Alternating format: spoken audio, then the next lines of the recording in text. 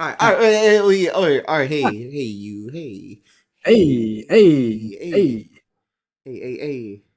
hey, baby, Guys, what do we All right, what do we well, want to talk about? let's get this let's get this show on the road.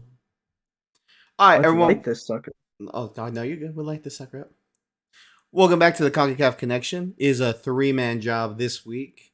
Abdon and Eddie both had to step out for personal reasons, but today you get left with me, Daniel, and Brandon.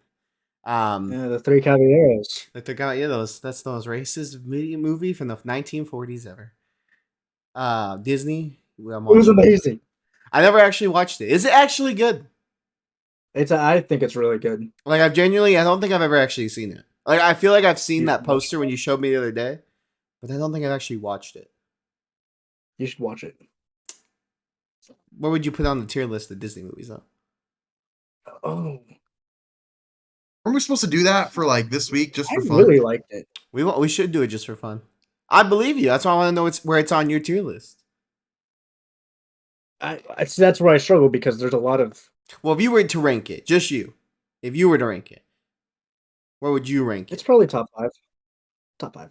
Disney movies? Yeah.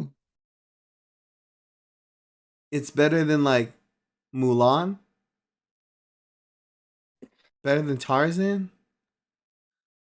Better Well, I Well, I mean, than haven't that's watched Mulan? that I was guess. I haven't introduced. watched a lot of those movies in a long time. But like for instance, Atlantis is my number one. I haven't seen Atlantis in a long time. I can't. I remember it liking it, but it's been a minute. It's amazing. I believe you. The princess in that movie. The what was her name? What's her name? Naya, I think. Naya. She was the one with like the white tattoos, right? Yes. Dreads. She was bad. I can't cap. That movie also introduces Donald Duck, right? What? Oh, Three the three Caballeros. caballeros. Yeah, Yeah. No, Talking no, not about Atlantis. Not Atlantis. it's a No, no, Kingdom no. esque I was heart like, type of what are you series. talking It was Disney's. It was Disney's multi universe. You know, it was their Kingdom Hearts esque live actions. Yeah, I'm pretty sure it introduced Donald Duck. And then Speedy Yeah, so I think Gonzalez. that's probably why it's like held to a high. Nah, Donald Duck had been around since like I want to say since the beginning. I I don't think don't know so. about that. You don't know about It that? came out really early though. It came out in the 1940s, I think. So it's an old ass movie.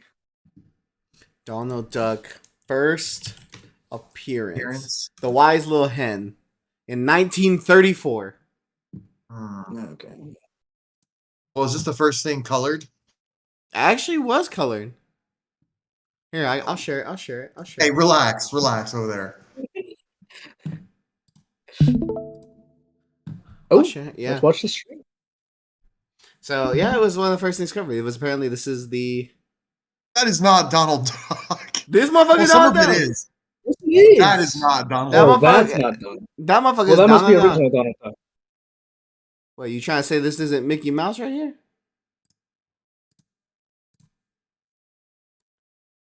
Mickey Mouse is Bro, nowhere to be found in that.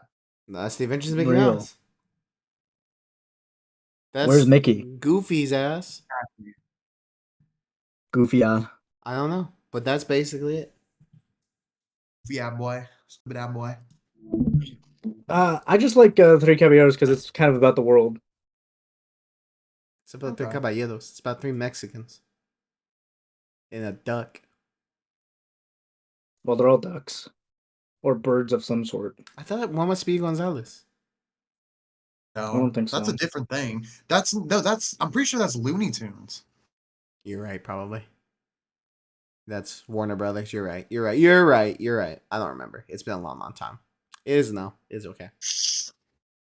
But all right. I think what we should do for today's episode, I think we should touch up, especially on Tottenham's new allegations of financial misconduct, as well as Chelsea's really quickly. And then You can we should get talk into about the the big boy. we should talk about the fight for the final four places for Copa America in the CONCACAF region. Oh, Okay, I know Eddie's not here to defend himself, but I love how Eddie was like, I'm glad I'll never have to deal with allegations while Daniel Levy's in charge, and now they're having to deal with allegations. If Dude, I that'd was be such an good. L for them. Bro, I would love if Eddie was like, bro, we don't spend money, and then the allegation came out. I just know how Eddie went. When we don't spend money. This is the one time this summer was like the one time they spent money, but I know it's not over this summer. No. It's for past stuff. 2007. 2013 So too. long ago. I don't know. Okay. Was it 2013? All I see is 2007. Well, 2007 they brought a bunch of people in, like Berbatov. They brought in like Giovanni Dos Santos on loan. I thought they brought in a lot of loans. They spent. Well, the allegation was 2008 the allegation is specifically over the Jermaine Defoe transfer because they dealt with an unlicensed agent. I don't think it was because of Monday. I think it was because of dealing with an unlicensed agent, which is kind of dumb. Yeah, it is kind of dumb, and it's been over 15 years ago. Like, I mean, and you're gonna point deduction them now. Like, to be fair, why? When was Everton's allegations, or when were they convicted during what time period? Was it 2016 to 2018? Yeah, but that's a lot more recent than 16 years. That's true. 15 years. 2016, 2018 is still somewhat relevant. Yeah, they're mudded anyway, but anything we can to get them down to EFL. Anything we can do to get them down to EFL. Anything. I'll take anything. Well, I mean, why do you even hate that? Oh, I think I figured it out. They're the only other club in the Prem that's never been relegated. Why is that a bad thing? It's not. I just want Arsenal to be the only one that's never been relegated. I don't think that is the reasoning that you hate them, but okay. What other reason would I have? I don't know. I just don't like Everton. You Everton. always fucking dog on them. They deserve it. We talking about Tottenham or Everton? I'm confused. Everton. Yeah, I don't understand your dislike for Everton. I don't think I dislike any club in England apart from Manchester City. That's cap. But you know why I don't like Manchester City? Not because of Pep Guardiola. It's not a Pep Guardiola thing. It's because Daniel? No, it's not even because of Daniel. Him always bringing up the trophies? No, I don't care about that. The reason I don't like Manchester City is because not even that is these fans, the Manchester City fans, these plastic especially the ones in England. They sit here.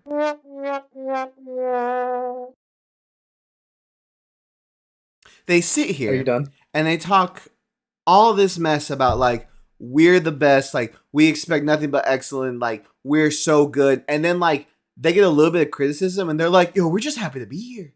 Like, we just want the team to play well. We just want to compete. That's all we want. And I'm like, you go back and forth so quickly. Like, so quickly. And the arrogance of it. Like, I don't mind it because I understand when you're on top, it's hard not to be a little arrogant. Like, I get it. When you're feeling good, yeah, I get it. But I don't like the moment you get some criticism. It's, well, we're just happy. We remember the days of when we were in the third division. I'm like, no, I don't think you do because the way you talk. We remember the days of being 8-2'd by Middlesbrough. Mm-hmm. Like that's my reason for dislike, and honestly, that's kind of the reason I don't want, like, obviously because I think it's fucked for the fans, for the real fans, but I would love to see Manchester City get their 115, charges. And in my opinion, I mean, like, everyone's like, we'll dissolve them, blah, blah, blah. I don't think that. I don't think they should get a point deduction. They just need to get relegated by, like, two divisions, in my opinion. Two or three. I'd say two. I say two. League One. I say three. Or just, make them sell. Make whoever the chairman is. I love that idea. Make them sell, and then for all the money they went over, to allocate that back to I don't know. I would, because you can't really allocate. Not just make them sell. Make them sell to an American. No. No one That'll should. really mud that. No one deserves that punishment. No, City definitely does. No, say he doesn't. Chelsea are dealing with it. You have a decent American chairman, whether or not he's been devoted. Owner? They good time. Yeah, owner. I'm sorry. No, I thought his son was the chairman. I thought his son, Kroenke's son, was the chairman. Like he was the active chairman. Chairman, Like but, I mean, we still have an American owner. yeah, but you also have an American chairman. But it seems like But his son's more into it than. I'm talking about an owner. I'm not talking about getting a chairman. I'm talking about an owner. Well, I mean, theoretically, chairman's more important than owner. I mean, the owner's not pumping it. If the owner's not pumping the money, that's one thing. But chairman also decides, to my knowledge, what is going to get allocated for transfers, what in general of the revenue is going to be done for this or that. They also play an important role. And you have got an American as a chairman as well.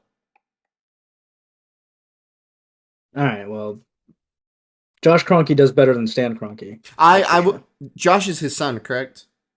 Yeah. Yeah, that's what I was going to say. I do think you have a decent chairman, at least, who might eventually be owner. Because he seems like he actually gives a fuck about the club since he kind of came in. Yeah, but then when his dad dies, he'll just take his dad position and he won't give a fuck about the club. So maybe he will. I don't know because No. you know what I think it is. I think it's one of those things where like Stan Kroenke came in because eventually I assume to build up the worth of this club and sell it. But I don't know. All I know is that he bought out Usmanov in like 2015. I don't remember when it was exactly. And then for like that, I think it was early before 2015. But that for that time period, it kind of sucked. Like he was very bad with transfers. Obviously, we weren't spending very much money, and he wanted the club to be self-sufficient. So he only wanted the club to spend money that it was earning. Obviously, that wasn't doing very much. So he finally decided to put in money, which is good. The past 3 seasons. What are you? Huh? Well, and I also think that, correct me if I'm wrong, but like, especially when Arteta first came in, they were trying, or at least when Emery came in, they had the structure of the club was as like convoluted as Manchester United's was at one point, where you had like 4 or 5 people in like every department, and it was just like this convoluted line. And then I'm assuming when Dan came in, they cleared that up because now you have, or is it? Who? Not Dan, Josh Kroenke. Oh, When Josh came in, you guys got rid of the model you were using because then you brought in the current like development of football. What was his name? yeah, we brought in Edu Gaspar. Yeah, you brought in Edu, and Edu and Arteta work well together, and you basically cleared out a lot of the, I guess, let's say dead wood. Like it was very convoluted. They made it very clean and concise, and everyone knows what they're supposed to do. It's like a group of like 5 or 6 people now, opposed to like 12. Yeah. They did a good job with that, bringing in Josh. Josh 100% helped turn the club around from what it was, because it was a big mess, like you said. But you also have to give it. I'm sorry for interrupting. I was just gonna say, going on back on topic with it, you have to give the Cronkies kind of not respect, but you have to applaud them because the club is in a better position now than it was when he took it over. At least in terms of competitiveness, and as long as they haven't breached any FFP rules, which who knows, we don't know. No, they haven't. We're clear. like that's my thing is like if you're trying to make a club self sustainable and you're running off the money you're making, and you're being this competitive and you don't have the allegations and point deductions that are hitting other big teams, that's really good. Yeah, my club could never. Well, don't talk yet. My club could never have allegations like that. I'm sure There's there's always a Tomorrow it comes out. tomorrow because Arteta's got a secret bank account. It's got millions. He's supposed to throw the league away. Well, to be fair, if Arteta had a secret bank account and was paying players, I don't think that would be illegal. If he's paying out of his own pocket. No, I meant. You let me finish. He got a secret bank account from the owners of Manchester City Oh my god. just to make him competitive enough. Well, that would just be a Manchester City problem What? again. Yeah, exactly. That's one That'd of the just be a allegations. Manchester City That's one of the allegations. problem. They're paying off That'd just be a coaches. Manchester. That'd just be more allegations for them, Well, my thing is like, which I'm all about. cause I don't know, cause like my thing is like with these allegations, if they do go into a financial crisis, like if they are restricted, they get a transfer ban, not allowed to use any funds. They for 3 or 4 years, get relegated. Like that destroys the stature of that club. I mean, like, and that sucks for the Good. fans. Well, like, hear me out. It sucks for the Uh, fans. It sucks for the fans. Should have supported a different club. Well, they're gonna. Well, no, they're gonna have to. No, I mean the bandwagoners won't, but people were saying that Chelsea can get relegated. And The bandwagoner. You say the bandwagoners will have to. they'll find a different club. Are you kidding me? Daniel, who are you going to support? Oh, Yeah, it's gonna be City. What are you talking about? I thought they were gonna be like, yeah, it's gonna be Arsenal. Come on. I would have No, rated it the would have been response. anything. It would have been Newcastle. No, he would say Newcastle. He would say Yeah. Newcastle. Come on, let's be It would be real. Newcastle. He agreed. No, I He said, just said it was gonna be Newcastle. I really Oh. as a neutral, I really liked Newcastle for years, but like now that they've got the money, I don't like saying it because then everyone's like, oh, it's because that oil money. Dude. Yeah. I've liked Newcastle since Goal came out, but yeah, now that they have money, now I'm like, man, I can't like them anymore. Something. It's like as a neutral, there's lots of clubs I like, and I like a hard working man's club. Like I remember when like the True Geordie came out doing YouTube videos long time ago, and though his passion for the club like reached me, and I was like, yo, I fuck with this guy because his club, and like he said, they're shit, but it's just so passionate, and they were just always like all they wanted. To this day, even on his podcast, like they expect more because the expectations are different. But he even in games where like they haven't played well, he'll sit there and because I watched the kickoff, he'll sit there and go, bro, I don't care if we win or lose, bro. It's like how we lose. Like work hard. That's like literally all we're asking for. If you're gonna lose, at least work hard. Like work hard, win the ball back, try to play. It doesn't matter if you lose. Like just it's how you lose. And I resonate with that a lot. Because there's a lot of fans that are just like, oh, results are everything. And that's not well, I mean, results are very, very, very, very, very important. But they're not everything. Sounds a little like what Eddie was complaining about, though. What do you mean? Which was that he said he hates fans that are like, yeah, we lost, but at least we lost with character. No, Eddie did. I don't think Eddie minded them losing with character. I think he didn't like the mindset of people going like, "Oh, you guys should hold your heads up proudly," which I do disagree with him. I mean, I also understand. I understand both sides. You're top of the table. You got 2 red cards. Yes, you can criticize the players that lost their heads, but the players on the pitch can hold their heads up high because I mean, like, let's be honest, if they were like a step away from winning that game or getting a result. And that's why I also argue with Abdon, where he was criticizing Ange because I do understand that like it was a tactical mistake when you look at the final score. But for those 25 minutes of the like first 25 minutes of the second half, you couldn't say it was a mistake. They were creating chances. They were looking dangerous. They scored an offside set piece, which like that's what I mean. It was like it was so close. It was just a foot off. And it's one of those things where it's like if it works, we praise the braveness, but it didn't work. So now we criticize and ridicule. That don't work. That don't sit well with me either. It sits well, just fine with me. I don't know. Ange deserves it. Ange deserves the criticism. I just didn't get the criticism because he's been so good this season. And everyone's like, wow. Because everyone was writing him off. They were like, oh, he'll be here for like 3 games like Nuno. And then was undefeated in his first 9, 10 games. They lost finally on their 11th game. I'm not sure what game it was, what match week it was. and now they've lost 2 in a row, and he's had injury crisis, and now people are like, oh well, deal with the injuries. Chelsea, like that's the thing that irritates me is like Chelsea fans are like, deal with the injuries, man. We're doing just fine. I'm like, yo, we're 10th. Y'all need to pipe the fuck down. Injuries happen to every team. They do happen to every team. They do happen to every team, but it's also one of those things where it's like, I think it's different when it happens to like a Manchester City versus a Tottenham. Manchester City are a superstar team. They should have depth in every position. Tottenham are in a transitional period.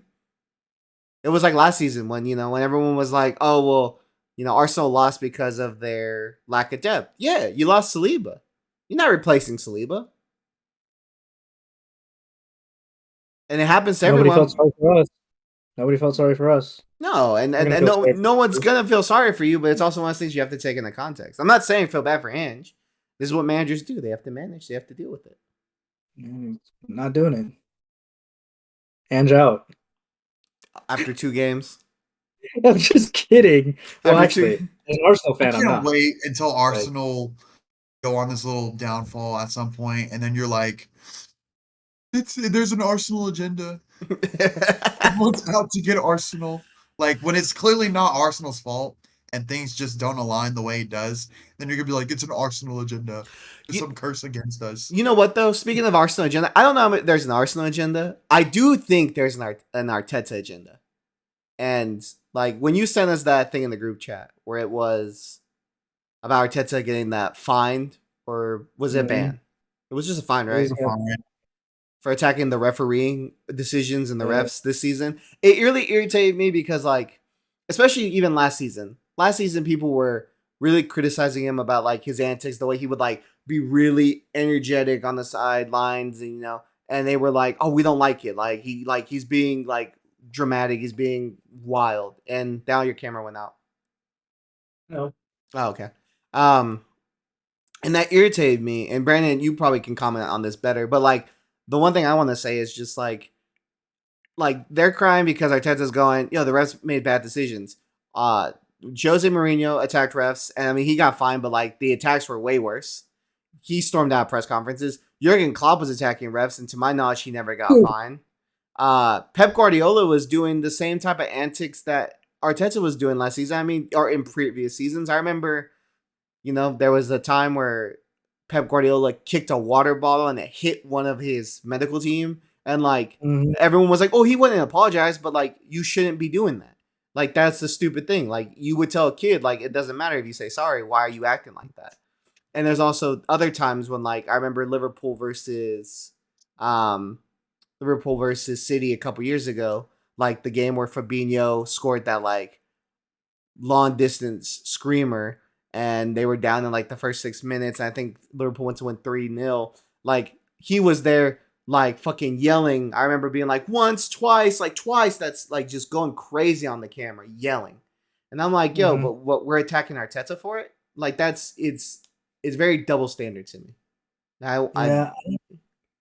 don't know why the media doesn't like Arteta. I don't know what he did to them, but it's like Jurgen Klopp does it like every week. Doesn't get punished or anything for it. I'm just like, I think it might be, and this is just speculation, but I think it might be just because, racism. I think it might be because of the fact that he was under Pep, and that people. Okay, so why isn't Pep getting treated that way? Huh? Why isn't Pep getting treated that way? If you let me fucking finish, then I can fucking explain it. I just think long explanation short. I think it's because since he came from under Pep, he is now a Pep wannabe.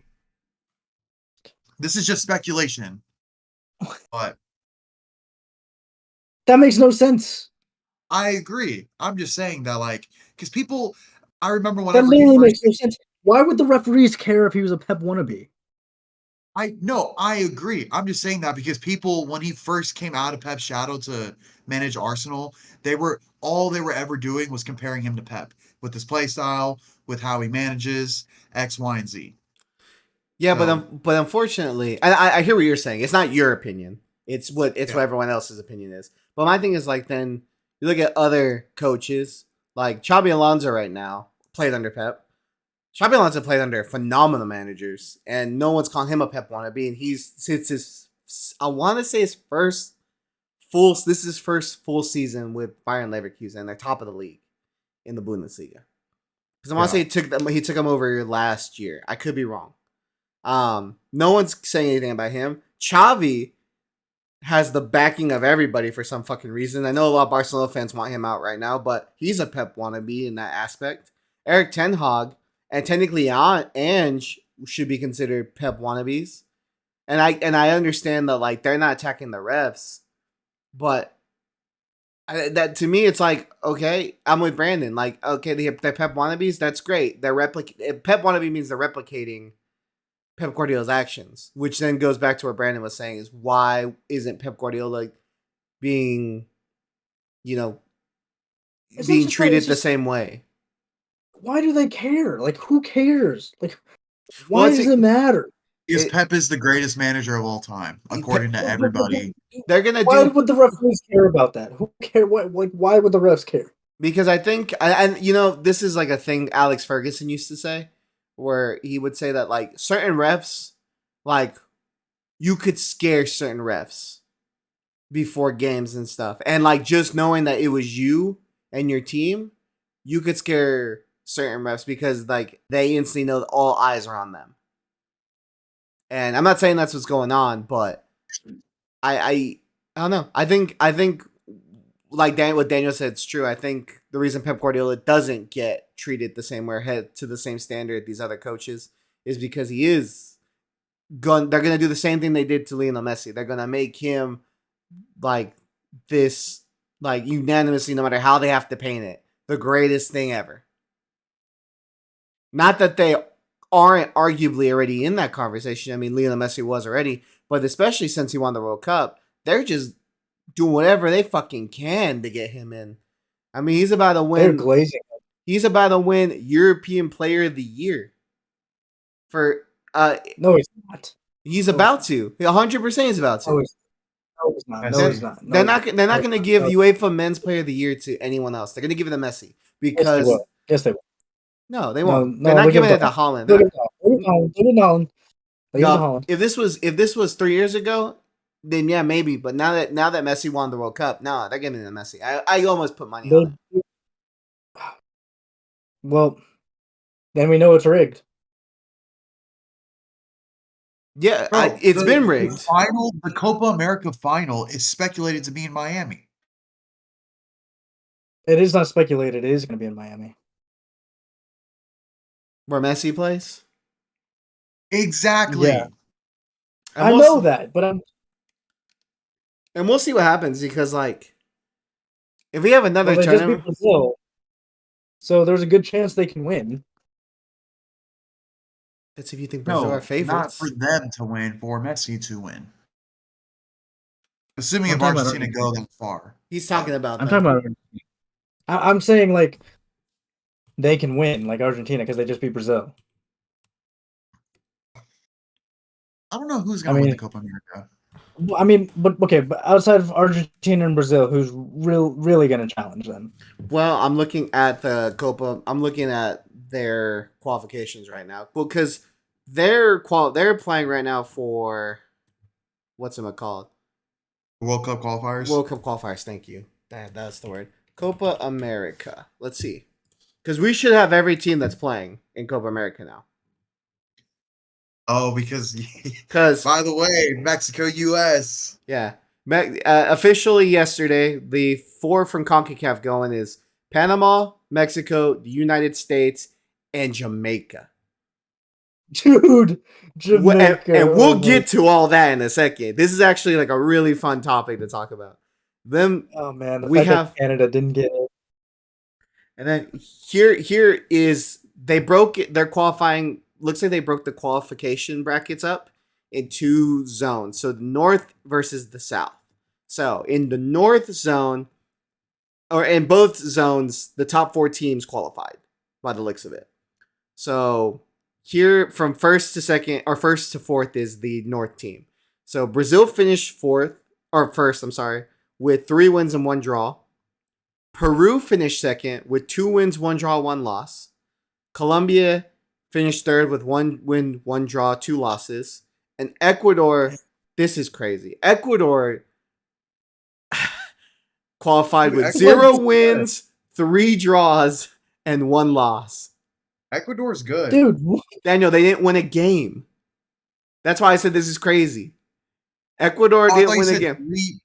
No, 0 wins, Oh, 3 okay. draws, 1 loss. They beat Venezuela because Venezuela had 2 draws and 2 losses. Well, they are good in general. Like they have a solid. Like they have. I mean, they drew 3 games. They're hard to beat. Yeah. But I do hear what you're they're saying. a solid team. They're I don't think solid. they're gonna win it. I don't think they'll win it, but they are a growing nation. They could But surprise. there's only 5 teams in a group, right? There's only 5 teams in the group. So then here's the South group. Then the last team's gonna be the 4th team's gonna be ass anyway, so it's kind of expected. Well, I feel like at least the 4th team on the South zone won a game. Argentina won 3 games and drew 1. They finished first. Uruguay was second with 2 wins, a draw, and a loss. Paraguay was third with 2 wins and 2 losses. And Chile was the 4th team with 1 win, 2 draws, and 1 loss. So if you look at those just on a stat base, if you look at those, obviously Argentina and Brazil were the 2 top scoring nations. I mean, Brazil scored 10 goals. Argentina scored 7. They both let in 2 goals. Well, who's the 5th team in the South? Oh, Bolivia. I'm sorry. Bolivia lost all 4 games. Bolivia's ass. Yes, poor Bolivia. That'd be like if Venezuela played in the North region. Here's my thing. And you could argue that it's because it's very competitive, and because I do think South America is very competitive region. I mean, you have your 2 superpowers, but besides that, once you get behind that, it's pretty competitive. The next team that scored the most goals, it's a 3-way tie between Paraguay, Peru, and Ecuador. They all got 5 Peru's goals. low-key fire. Peru's low-key fire. Peru's not half bad. They've got a decent squad. But they all scored 5 goals. In 5 games. In 4 games. Or 4 games. So it's not bad. But It's bad. But Peru let in 7 goals. Ecuador let in 6. And Paraguay let in 3. So Paraguay was the only one with a decent goal difference. So what I'm hearing is Mexico and the United States are going to be in the semifinals. We have a chance. Well, it depends which. Okay, I think the United States have a very good chance of going to the semifinals. I think it depends on which version of Mexico shows up in the games. There's 2. Depends on which manager you guys have. That also is. We'll get to that in a second. We'll get to all that because we gotta talk about. We gotta talk The about howler in the first leg. No, not just the howler. We gotta talk about We gotta talk about the 4 teams that Yeah. the 4 legs. The final 4. We gotta talk about the extra time in the Mexico game. We do gotta talk about that, and we will get to that. Because I've got some things to say. But I think let's talk about the 2 other nations that don't have any, representation here.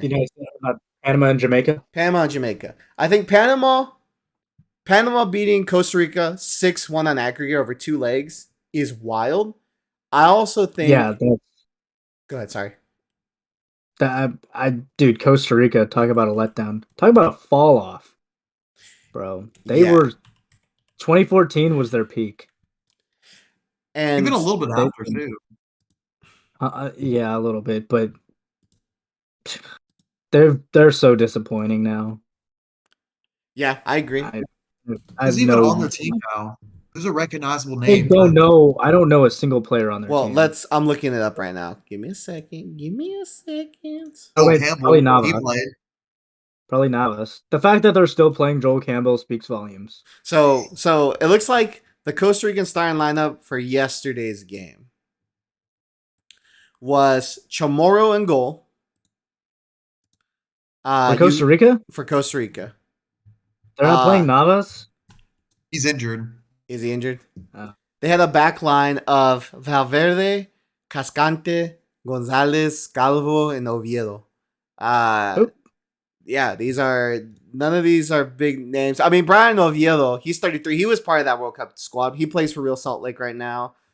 Calvo plays for Konyaspor. He's an 31-year-old. Sorry. You've got Giancarlo Gonzalez, who plays for LD Ajulense, who's 35.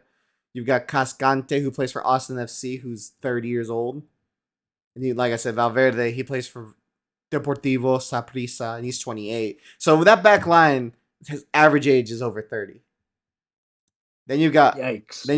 Elias Aguilar in the midfield, who plays for Club Sport Herediano.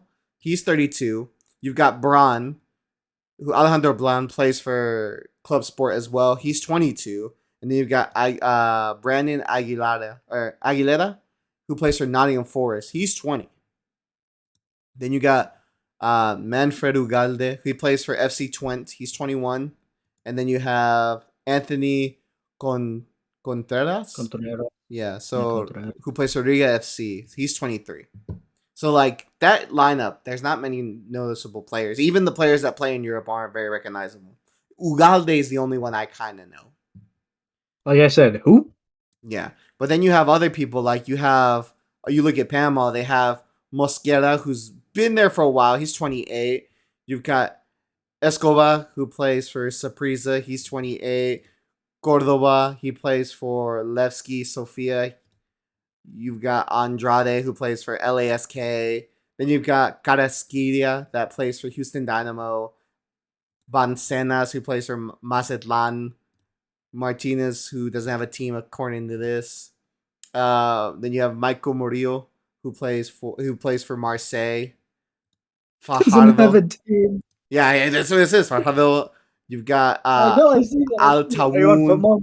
Yeah, I'm on football. And then you've got Rodriguez, who plays for Familicio. Like, they don't have a very noticeable team either, but they have their stars and they have a decently young squad that's growing. You know? And as someone that as people that have a Panamanian fan, I'm very happy for him because he gets to see his team in a Copa. He gets to see his team in a Copa America, which is Are you talking dope. about Nate? Yeah, I wasn't gonna name drop him, but yeah, You can censor it. It's fine. yeah, yeah. I'm excited for him because they barely missed out on the World Cup. Panama's one of those teams, one of those nations for the last decade that's like really come up, and they may not be the strongest, but man, they're tricky. They're always kind of tricky. They are tricky. They were really tricky in that World Cup. They were, and it was a shame that they made 2018 right, not 2022. Yeah, they made 2018. I was kind of being facetious. Well, yeah, we thought Canada was gonna be a lot better, and Canada got mollywopped too. That's So true. That's true. But they only scored one goal. yeah, it was not good. Well, Honduras only scored one goal. Let's be honest. The only two teams from CONCACAF, which I hope it changes, but the only two teams from CONCACAF, or I guess three. Let me. I gotta put some respect on Panama's name, or not Panama, Costa Rica's name. The only three that go to World Cups and like do the region justice are those three. Costa Rica, USA, and Mexico. Mexico, yeah. Like, those are the only three. I mean, CONCACAF as a whole had a really poor World Cup this go around. But I do think those are the only. I don't know how you squeezed Mexico in there when you guys went out in the group stage. We went on the group stage. Costa Rica went on the group stage, and the USA went out in the last 16 with only 2 goals to their name. That's fine. No, that's what I'm saying. Out. Yeah, it's fine. I mean, yeah, like I don't care about making it out of the group. I want to make it further than the group. I mean, we had obviously 7. I want to make it. I cared about making it out of the group. Well, I cared too, but that was more of like we got to keep the streak alive. We were 7 World Cups straight, making it to the last 16. I know, but that's near here nor there. That's not important at the moment. But yeah, so I'm hoping that Panama as well as Jamaica can do the region some justice. Because I don't know, Brandon, where the USA were for the last time they played the Copa, or the last time they were part of the Copa America. But the last time Mexico were part of the Copa America, they made it to the finals. I mean, we got mollywop 7-0. But But Mollywop. we got mollywop. That was a bad game. I'm not worried about Panama. I'm a little bit worried about Jamaica. About what? Like being a How they're threat? gonna do? No, how they're gonna do in Copa. Well, I I mean, feel like go ahead. Sorry, I didn't mean to interrupt you. I was gonna say I feel like teams will have their way with him. I know they've got some decent talent on their team. They have I don't know. enough talent to make it interesting. Yeah, I don't. Cause like, I don't know, man. cause like in my I'm opinion, like they go ahead. Sorry, I'll finish what I was gonna say in a second. Jamaica's never really moved me as a soccer nation. So, and like their best player is probably Leon Bailey. Yeah, Well, you also have Antonio. yeah. Well, Are you saying like on a technical basis? I mean, and Mikel Antonio is kind of like, now. well, you've got Mikel Antonio, you've got Leon Bailey, you've got Bobby Reed, you've got Damari Gray, you've got Daniel Johnson. Damari Gray. That's what I Alright. was like. God. Damari Gray's decent. He's decent. I'm not saying he's the best. I'm saying he's decent. You know, okay, hold on a second. He went to I want to take a Al break. Etifak. I want to take a before we continue.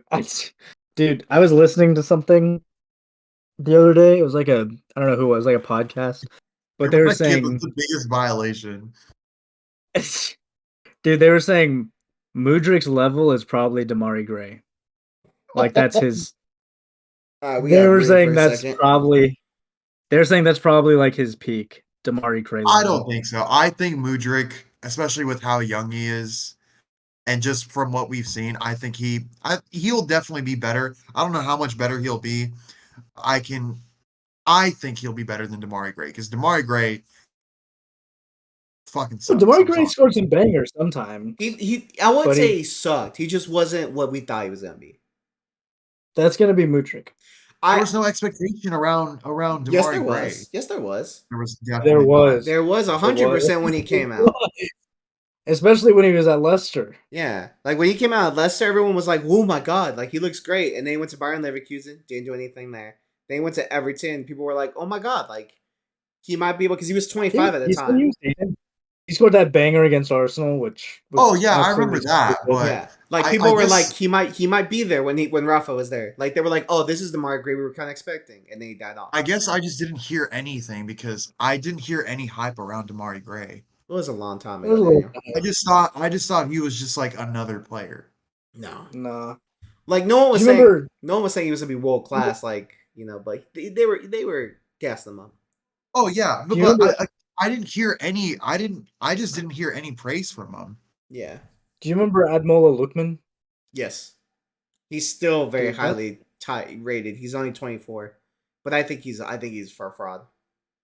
I think he's a fraud too. But that's what people they're saying. Him and Lookman are going to be like the next best wingers out of Look, England. Lookman, I don't know. Lookman, like he has the People still talk about potential, Lookman. but he's getting to that point where it's like you gotta start making like putting your foot down, like stamping authority on these games if you want to be that guy, and he's not doing that. He's going to fizzle out if he's not careful.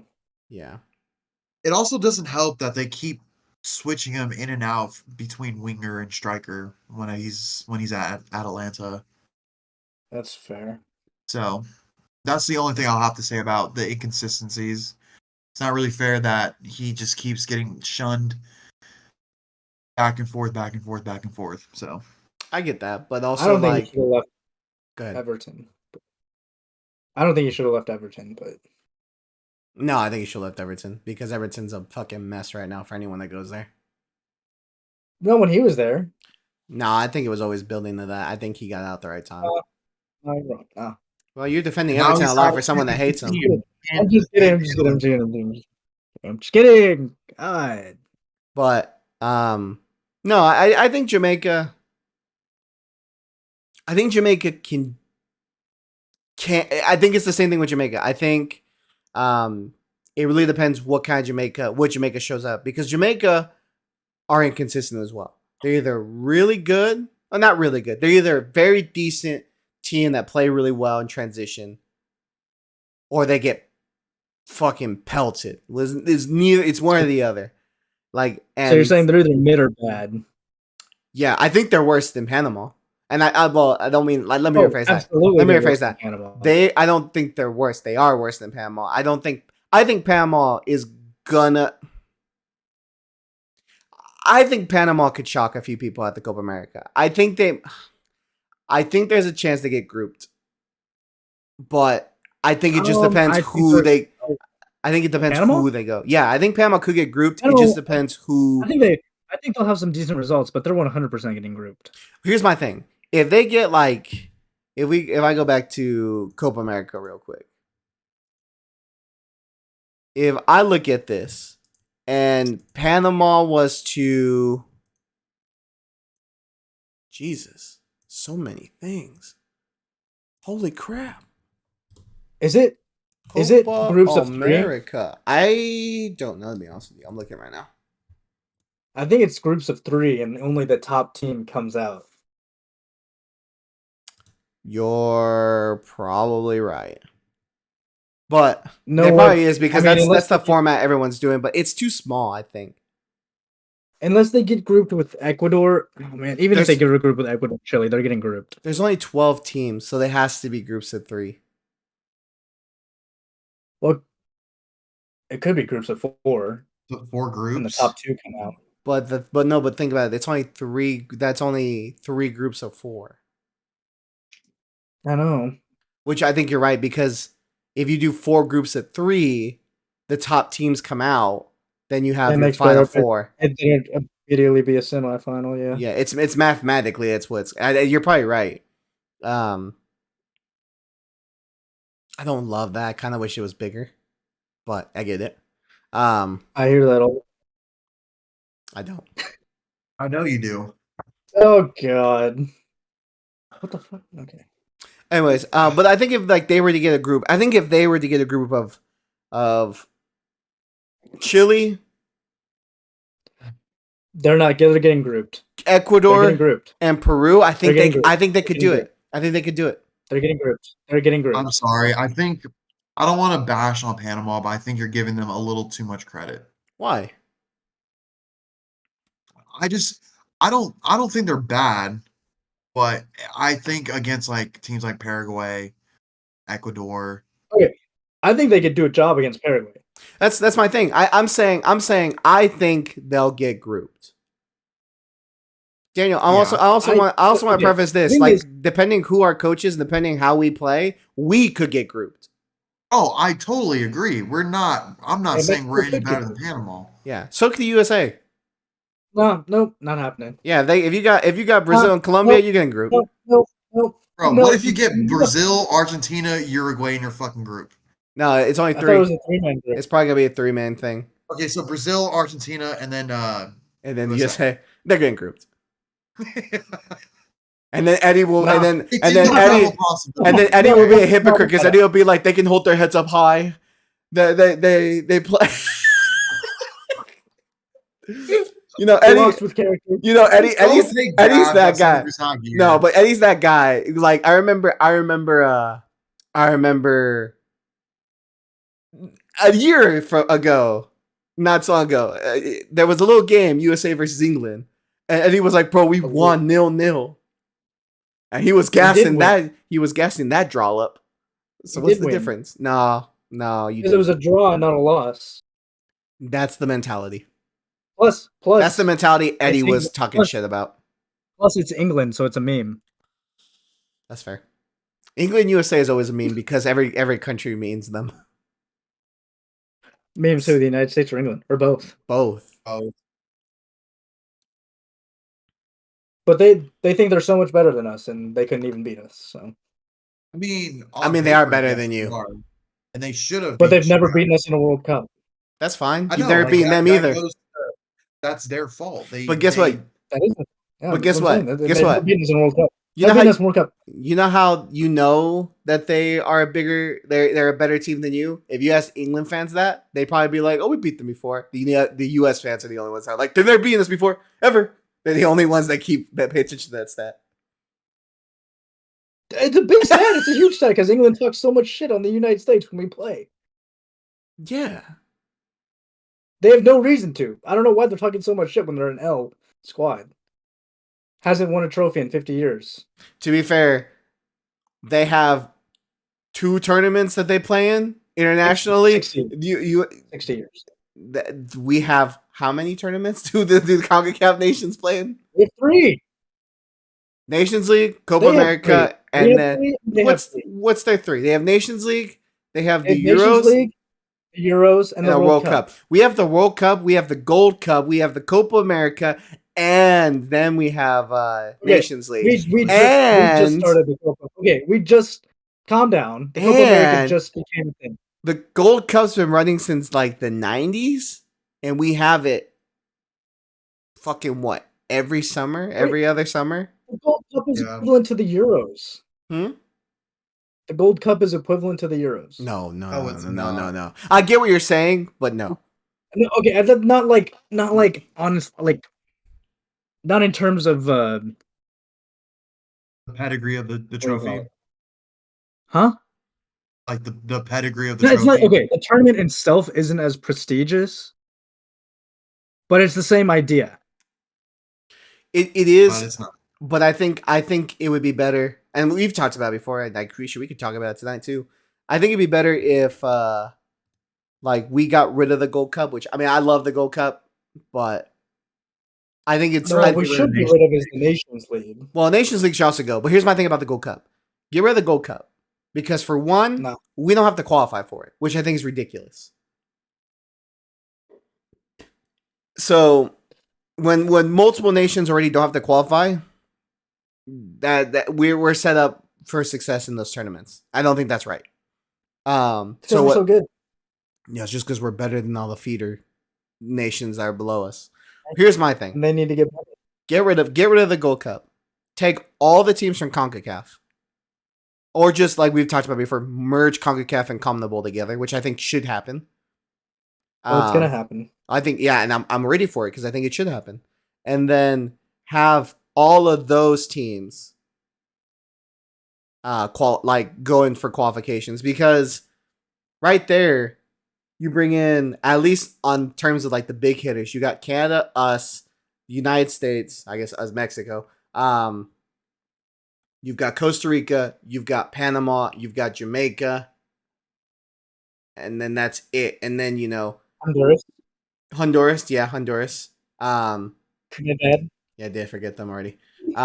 Kidding. Then you've got like the lower teams, but then also like you could like for the Bolivias and the Venezuelas of the group, like of the world, you can also bring in like the Surinames. You can also bring in the Trinidad and Tobago, like those kind of squads, and let them also try qualifying because it'd be big. Saint Kitts and Nevis. What'd you say? Saint Kitts and Nevis. Yeah, Saint Kitts and Nevis. Yeah, I just think it'd be better. I think it's better, and I think that way no team set up for success. You have to still earn it. I also think that takes care of like pointless international friendlies when everything is gonna then be competitive games. I mean, that's what they're trying to do right now, is make everything competitive games. Yeah, which is a good thing. I do think for all nations it's a good thing. But yeah.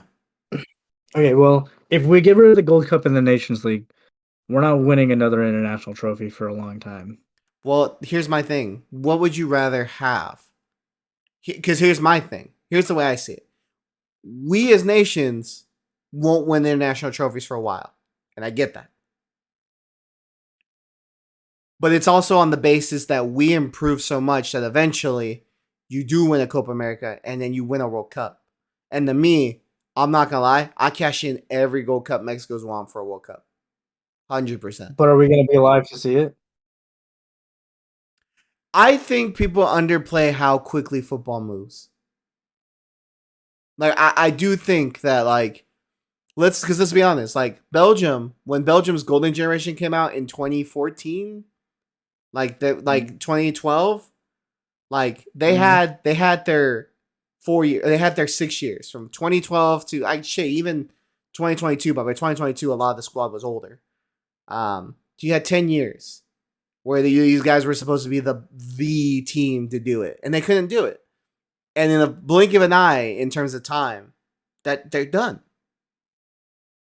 So that's why I mean, like, we've seen teams come and go. I mean, you have to remember that, like, France in 2010 got grouped, and they were a terrible team. And in 2014, they were not favorites, but they were a much stronger, younger team. Then they won the Euros in 2016.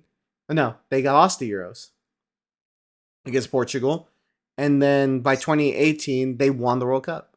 So in 8 years, they went from being grouped and losing a final of the Euros to winning a World Cup. Like that, I think as long as you are competitive, it helps the nations.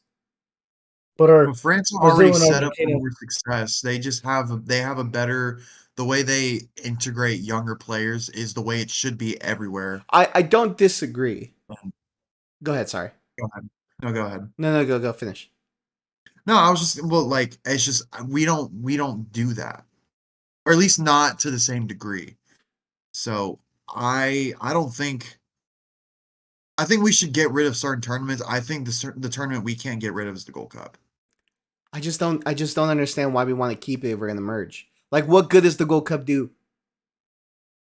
It brings trophies. Like I get where you're coming from with growing with us expanding, but if we get rid of the Gold Cup, I don't want to necessarily say, because I don't want to bash our teams as well as other nations, but like we're gonna turn into like maybe not to the same degree, but like a Paraguay. Like we're not gonna win anything for a really long time. Here's my thing, though. And then also qualifications are going to get a little bit more complicated when it comes to the World Cup. Yes, but that's the whole point of why me personally I want it to merge. Like, I have enough faith at least in the 4 big boys at CONCACAF, which is now Canada, whether people like it or not. We'll see how long they sustain. Costa Rica, the United States, and Mexico. I have enough faith in those 4 teams to be competitive because we're set up to be competitive.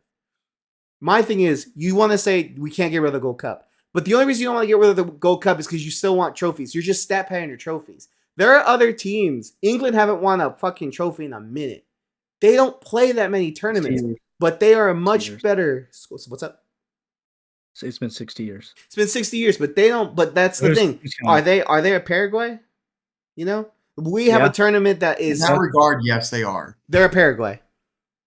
Yes, they've won bigger trophies than we have. They're a bigger team than we have. We have a number of trophies, but let's be honest, Daniel. Let's be honest. How many FA Cups do Arsenal have to win before it's bigger than the Champions League? I'm not comparing trophies. I'm just saying no, but that's the stature. That's what we're talking about. You guys are talking about can't get rid of the Gold Cup because it brings us trophies. But we're getting rid of the Gold Cup and the Nations League to be able to try to compete consistently for the Copa America and for the World Cup. That is the end goal. How many Gold Cups do you have to win before you're satisfied, before you go, okay, we don't have to win anymore. Now we have to win the World Cup. I just don't want to get rid of the Gold Cup. That tournament, for me, doesn't make sense to get rid of. It really doesn't. It doesn't make sense to keep it either. I think it does, but it's like we're gonna have to agree to disagree. I don't like the Nations League. We need to get rid of the Nations League. I agree. I don't. If we got rid of the Gold Cup, we could keep the Nations League. No, I don't think, because the only reason Nations League is such a pointless tournament. Yeah, the only reason we have it now is for the Copa America. The Final Four make it to the Copa America. Which, if you merge CONMEBOL and CONCACAF, then there's no point in having the Nations League. And my thing is, like Brandon said earlier, also is that the Gold Cup's our version of the Euros and of the Copa America. But if we're competing in the Copa America, why do we need the Copa? Why do we need the Gold Cup? Then let's have, if we're gonna do that, then let's just have Copa America merge with CONCACAF in the same sense that we let them compete in the Gold Cup. Nah, that's too much. Go. What's up, Brandon?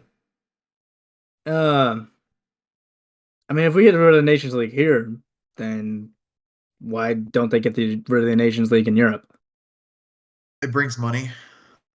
That's the only We're not reason. It's getting kind of the whole reason why Okay, it started. but would you like to see, even though it's not our region, the Nations League in Europe be just like abolished? Yeah, because I don't think anyone watches the Nation League. I don't think anyone cares about the Nations League. I watch the Nations League. I But don't. here's my thing. I actually, Here's my thing. it's one I'll of those watch. things where like it's either if it's on, I'll watch it. I'm not actively going out of my way to watch a Nations League game in Europe. Here's my thing. With the Nations League in Europe and in the CONCACAF region, I get it. It's like it's a competition, and you're gonna watch it as long as your team's competing in it, and that's fine. Mexico have been in the Final Four consistently since it started. I don't care. It's a pointless that tournament does nothing for me. Like, if that tournament, like let's say we don't merge with CONMEBOL, right? Let's just say we stay as our region, our CONCACAF region. If they abolished the Nations League, I want to blink an eye. If they abolished the Gold Cup, I would give a shit. But I don't care about the Nations League because I don't think the Nation League to me is just a money grab. It is just a money grab. Because it has no history yet, but we got to make history for it. Yeah, but like that's my thing is like it doesn't matter that it doesn't have history to it. It's like one of those things where it's like you literally just did the Gold Cup in a different variation. Let me pose the question to you this way: what if it's been around for 50 years? Brandon, I'm not gonna lie to you. Here's my thing. Who do we have to play in the Nations League? Who do we have to play? Like as nations, Right now. Like right now, yeah. The big teams are playing right now because they made it to the Final Four. But Yeah. like, who did you have to play along the way? Let me flip it back on you. This is why I think we should get rid of it in the Gold Cup if we merged. Who did the USA have to play along the way? Can you even name the teams you had to play without looking? I think all we played is Trinidad. You also played other games because you have to play more games. You can't even name it. We played. It's not Guadalupe. No, that's not the team we played.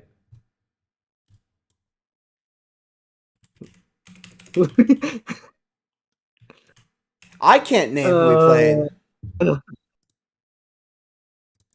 Listen. Let's see. Trinidad. The last time we played a Nations League game was in Mexico, and that was the final. Or was Mexico. Yeah. Let's see.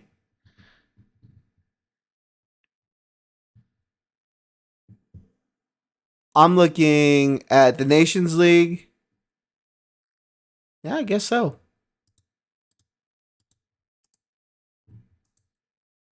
So Trinidad must have played somebody to get to us. Like, here's my thing. Here's the team. Okay, this is bad. I misspoke. This is what I was talking about. There's qualifications groups for every other nation except the USA and Mexico. Bro, be better. Like, I'm looking like and Costa Rica. Right. No, he said get better. Costa Rica and Canada. He said something under his breath. What did you say? Yeah, he said get better. I said be better. Yeah, but okay. Jamaica and Honduras had to qualify. Panama and Trinidad and Tobago had to qualify. Aruba and Dominica had to qualify. Saint Martin had to qualify. Guyana had to qualify. French Guyana. Wait. Nicaragua. Did who? Nicaragua. Did who? Stop. No. Guadalupe. Okay, hold on a second. Did who else is in the World Cup with us? Canada and Costa Rica. Okay, did they have to qualify? No. Okay, Probably because we made the World Cup. It's probably because we made the World Cup. So that why we didn't have to qualify. So why what in what world is that competitive to me? No, tell me, in what world is this competitive? We were good enough to make it to the World Cup. The Nations League basically started almost as soon as the World Cup ended. But what did we have to do for you to get excited? Well, for us, What do we have to do? We made it to World Cup. We got grouped. Costa Rica got grouped. Canada got grouped. The United States scored 2 goals and lost in the round of 16. That's what we got to be proud of? To not have to qualify? Like, that's my thing. Is, to me, making it to the World Cup is big. To make it to World Cup is big, and I do not take it for granted one bit. But here's my thing. Here's the mentality thing of our region that bugs me, and I think is why a lot of people look down on us. What's the mentality? Making it to the World Cup or being competitive in the World Cup? Because I want to be competitive in the World Cup. I want to be competitive. I want to be competitive in Copa America, and that's my thing. We can't see. There's only 2 nations in our region that are usually competitive. Yeah, I agree. And one of them hasn't made it to a World Cup in the past 10 years. Which one? Or one of them didn't missed a World Cup in the last 10 years. That's true. And then Mexico got grouped for the first time in a decade. Yeah. Or not a decade, in the last 7 World Cup appearances we've made. But Mexico and the United States are probably the only ones that really care about being competitive. All the other nations are just like, let's just make it to a World Cup. Yeah, but here's my thing. It's like, I get where you're coming from, like, and I hear you, but we also we are the big money attractors in CONCACAF, and I get that, right? But we automatically make it at every tournament because we automatically qualify in CONCACAF region. We don't have to play we don't have to play qualification matches. Which is fine, because there's 2 ways to look at it. You go, oh, well, there's no point in us playing against these feeder teams. We're going to dominate. And that's a correct way to look at that. There's also the other way of like, bro, you have no competition besides the big 2 and then 3 other ones that cycle through, which is Costa Rica, Jamaica, and Panama. So in my mind, why would we want to keep a tournament that we already are going to be in the last 4 of? Why do we want to keep a Nations League? We're already going to be in the last 8 to qualify. Like, what if we had to qualify for it? We've been qualified for it? Then what does that say? Because no one goes, oh my God. Like, no one goes, oh my God, bro, look at CONCACAF. It's so competitive. Everyone goes, oh my God. If USA, Canada, and Mexico didn't qualify, they go, bro, these teams are mudded. They would. Okay, but at least that makes it better and more competitive. It does, but like, let's be honest. We all knew, at least on paper, Canada is the only upset of these games for the final 4 places. Canada was the only upset. I wouldn't say it's an upset. But Canada was the only one that was a shocker. Canada fumbled it. The USA lost to Trinidad and Tobago. Mexico lost to Honduras in the first leg. Like, this is my thing. It's like, okay, we had to now play competitive matches.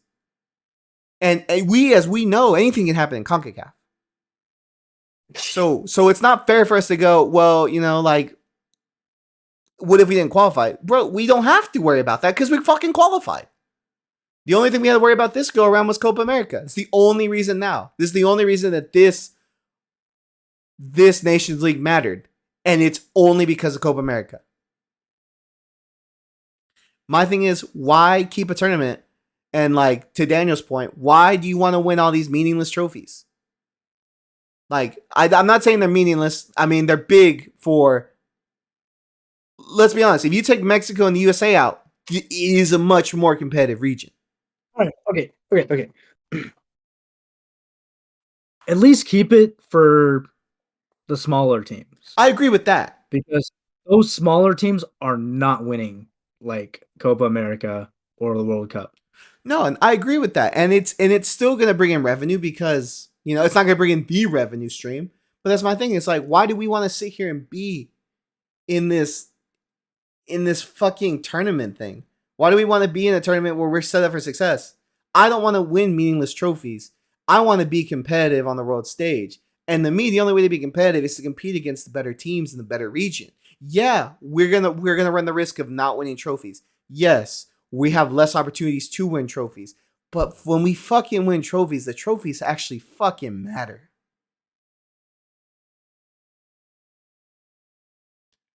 Like, you can't argue with me. Like, the only thing I can say to finish this off is like, there's no amount of gold cups, at least in my eyes. You guys might differentiate, but there's no amount of gold cups in Nations League anyone from CONCACAF can win for the next 30 years that will ever eclipse a Copa America or one World Cup. There's nothing, and that's why I want to compete.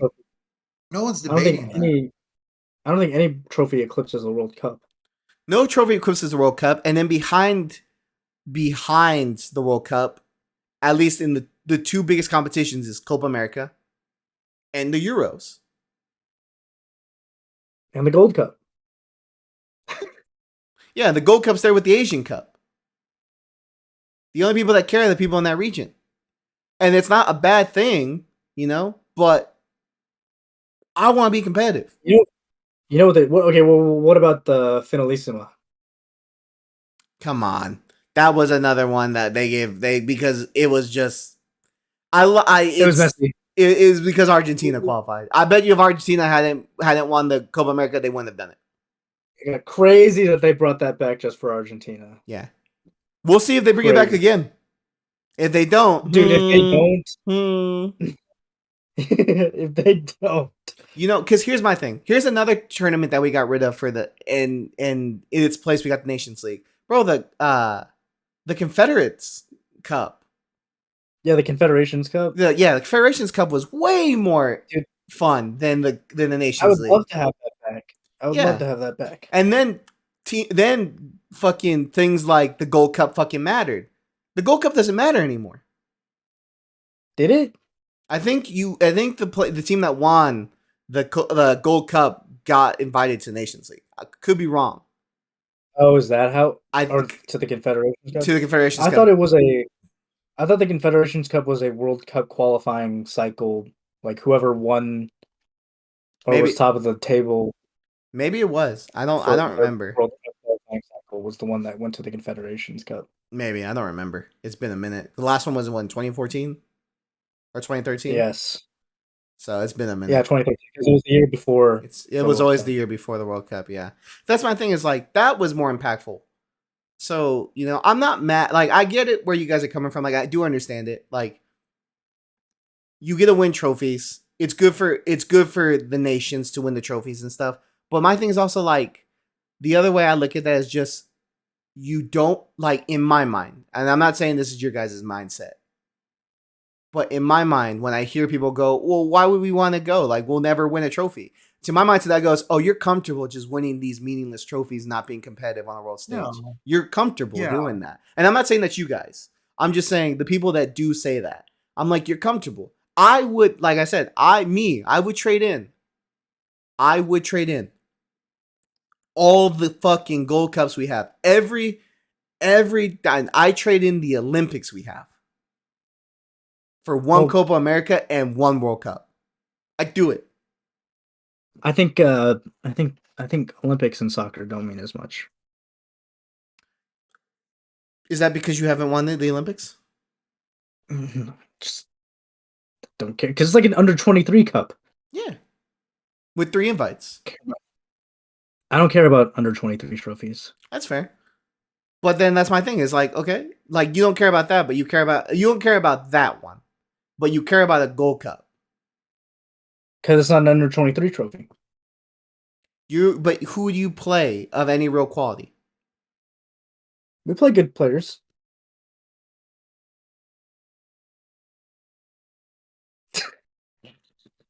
Let's be honest right now. The two that are almost always in the in the finals is Mexico USA.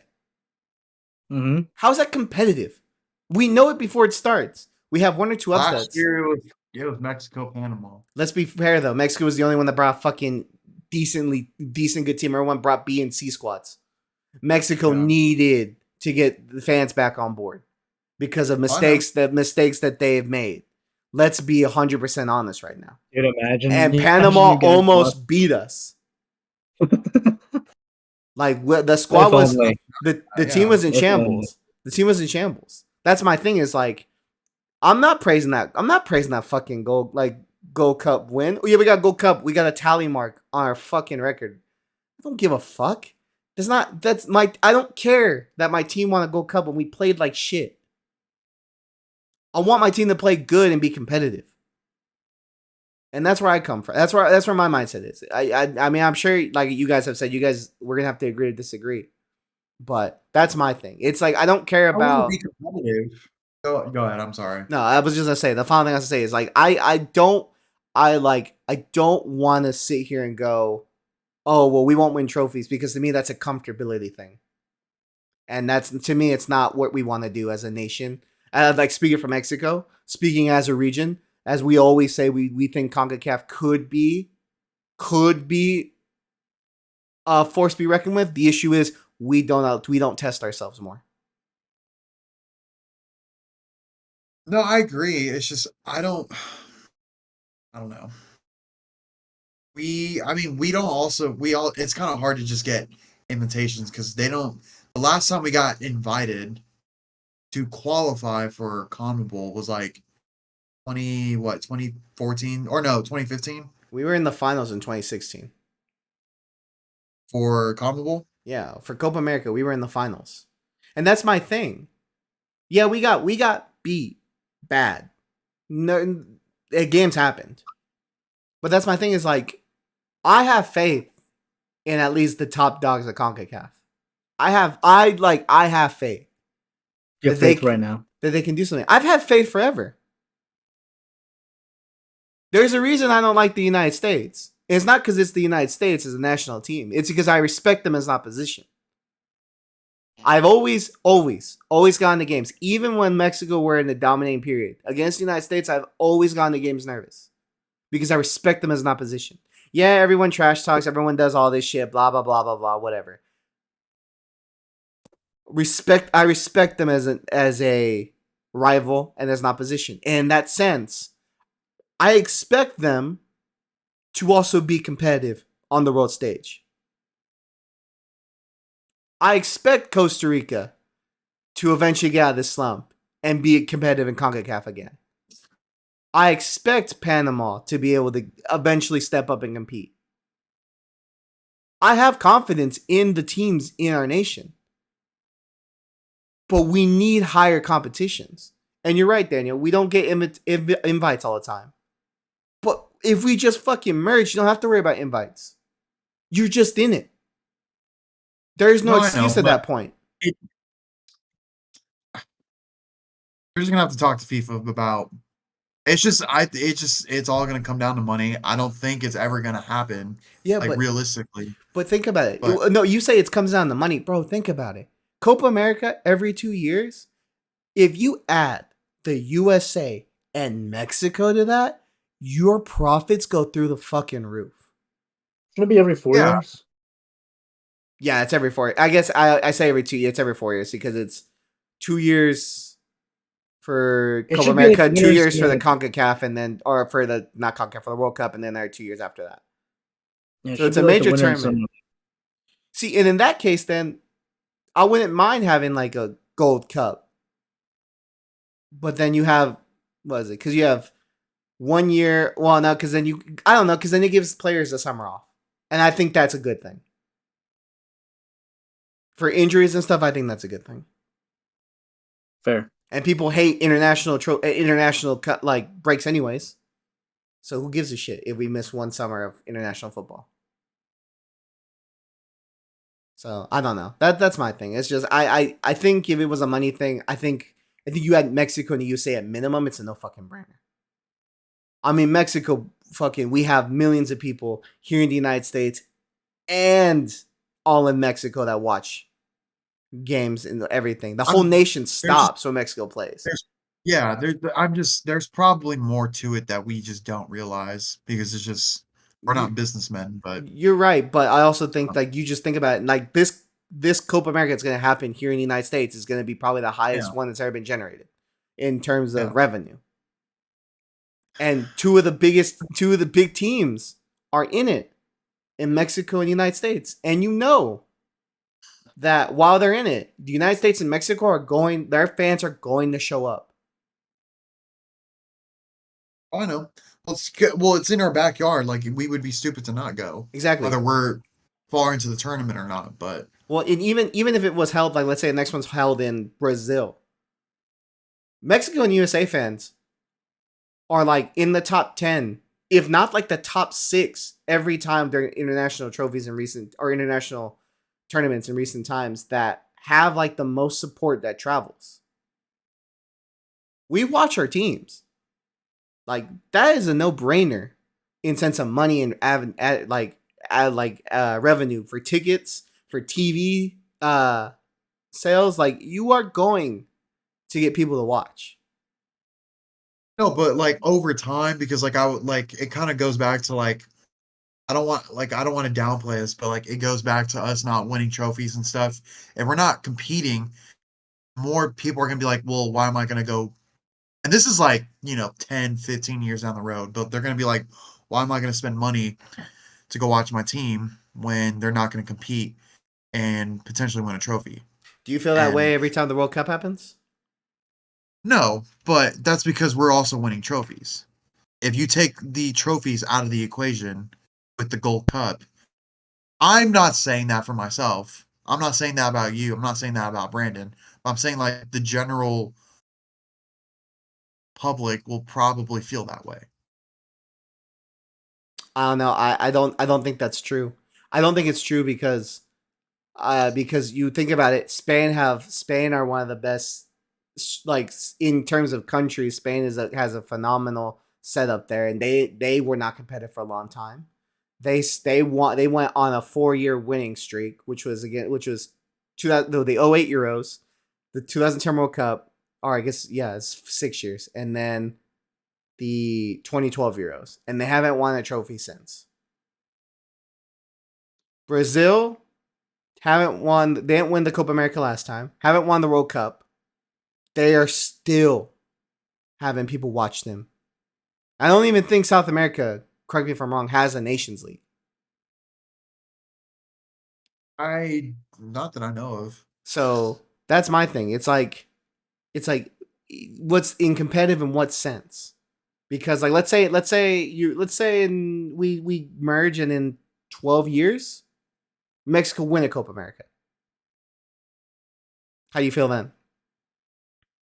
I feel great. Like I'm If, not taking that away. It's just but like let's say like we go ahead. no, I was gonna say let me put it in the better for a better more defined light. Let's say this Copa America we get grouped, then the World Cup happens. So then the next Copa America is what 2029. Let's say we get grouped again. 2033 we make it to the last four. 2020 or 2037 you win it. There's no other trophies in that period.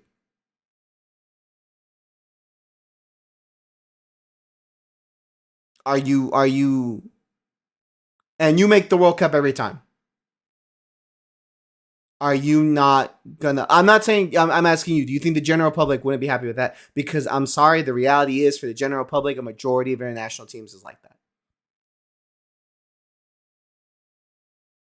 I mean, yeah, but I don't know. I mean, we would have to just actually let it pan out that way if the merge does happen, if we actually end up getting rid of Nations League and Gold Cup. But things happen, things change. I don't want my mentality to change ever, but I don't know.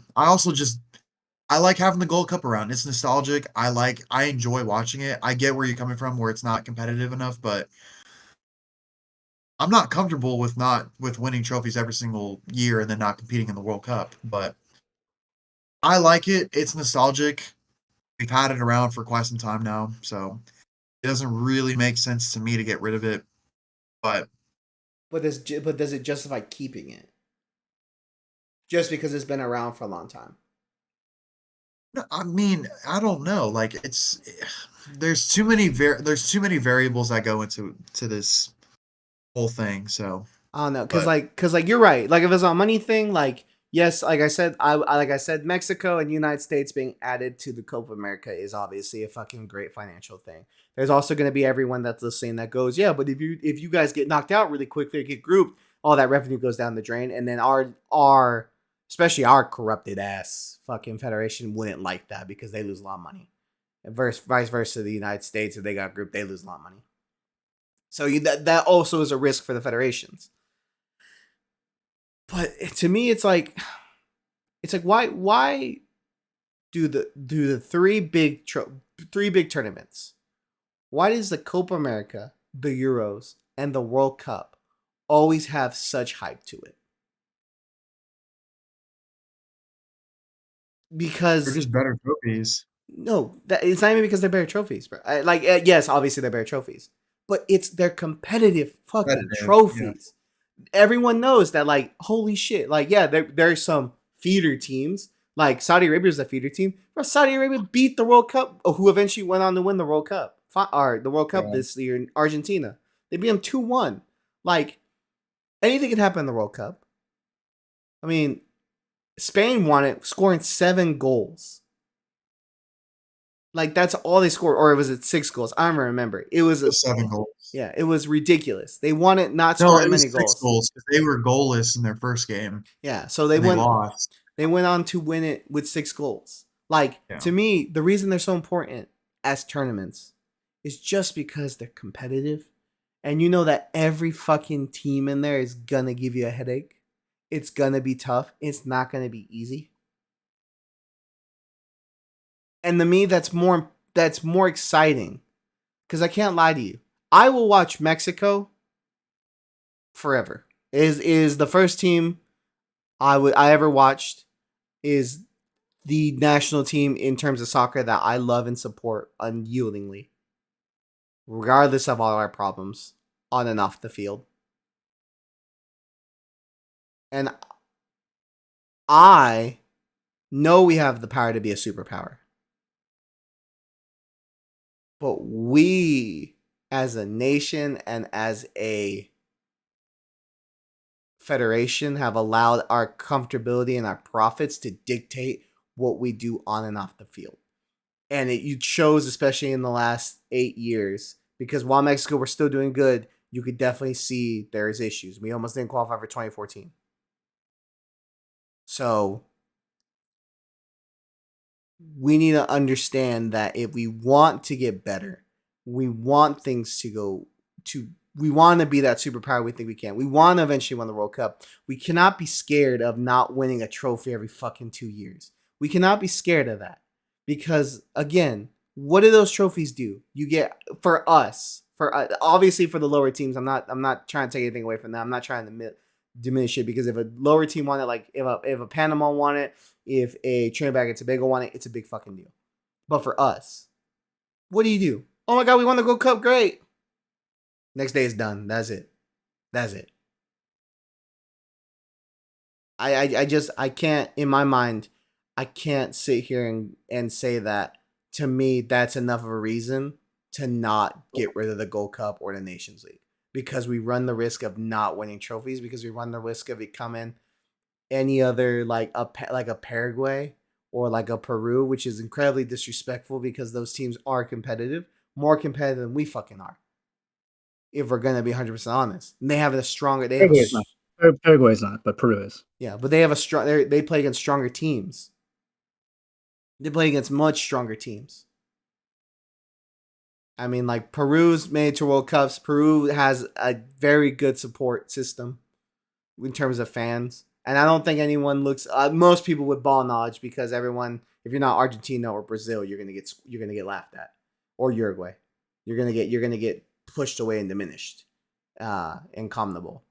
But there's a lot of competitive teams there that people who do know ball, people who are part of CONMEBOL will be able to go like, no, they're a good team.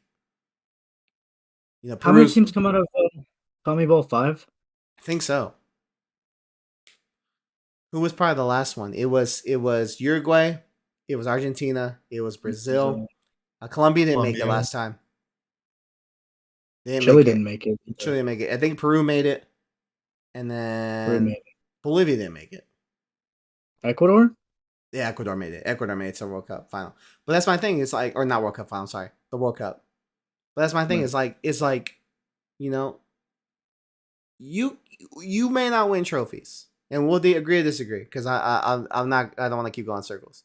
You may not win trophies, but if you win the trophies eventually, and get into a position where you're consistently challenging for the trophies, no one's gonna look at you like, oh, you're just one of the other teams. No one looks at Uruguay like that.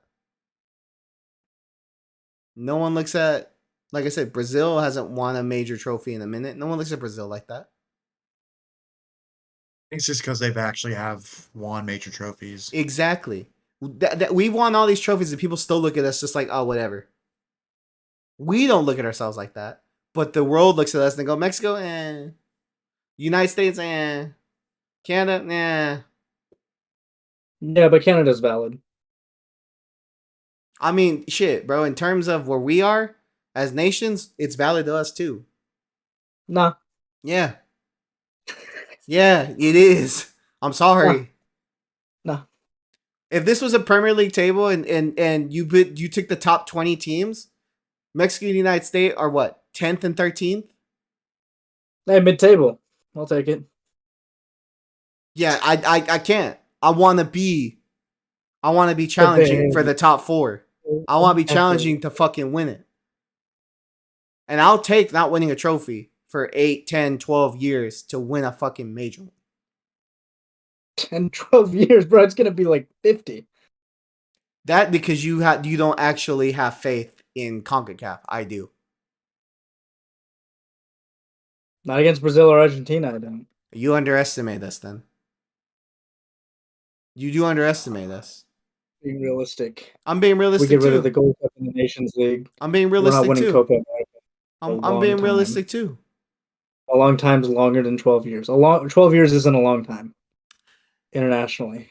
I'm telling you right now, it'll be a lot longer if you just keep these little minnows you're beating, and then just not want to compete against bigger and better opposition. I'm not saying I don't want to. I'm just saying it's going to be a lot longer than you think it is. I don't think it is. We're going to have to agree to disagree. My thing is like the golfing class and talent that Brazil and Argentina have against us, even Uruguay, is ridiculous. I agree. That's 3 teams. That's 3 teams 3 out of teams this whole nation. Out of this whole Peru. Okay, Peru. Is Peru better than Mexico and United States? Yes. Or are they competitive? Yes. Bro, if Peru's better than both of us, bro, then that right there is reason enough to get rid of these fucking trash ass trophies and go and actually compete against better teams. I'm just saying we're not going to win in 12 years. Well, we can maybe not 12 years, but we can be competitive. Minimum 30 years. Nah, that's crazy. That's not crazy. That's crazy. That is crazy. If we only have the Copa America every 4 years and the World Cup every 4 years, first of all, we're not going to win the World Cup within the next 50 years. And then Copa America, like you get that's one.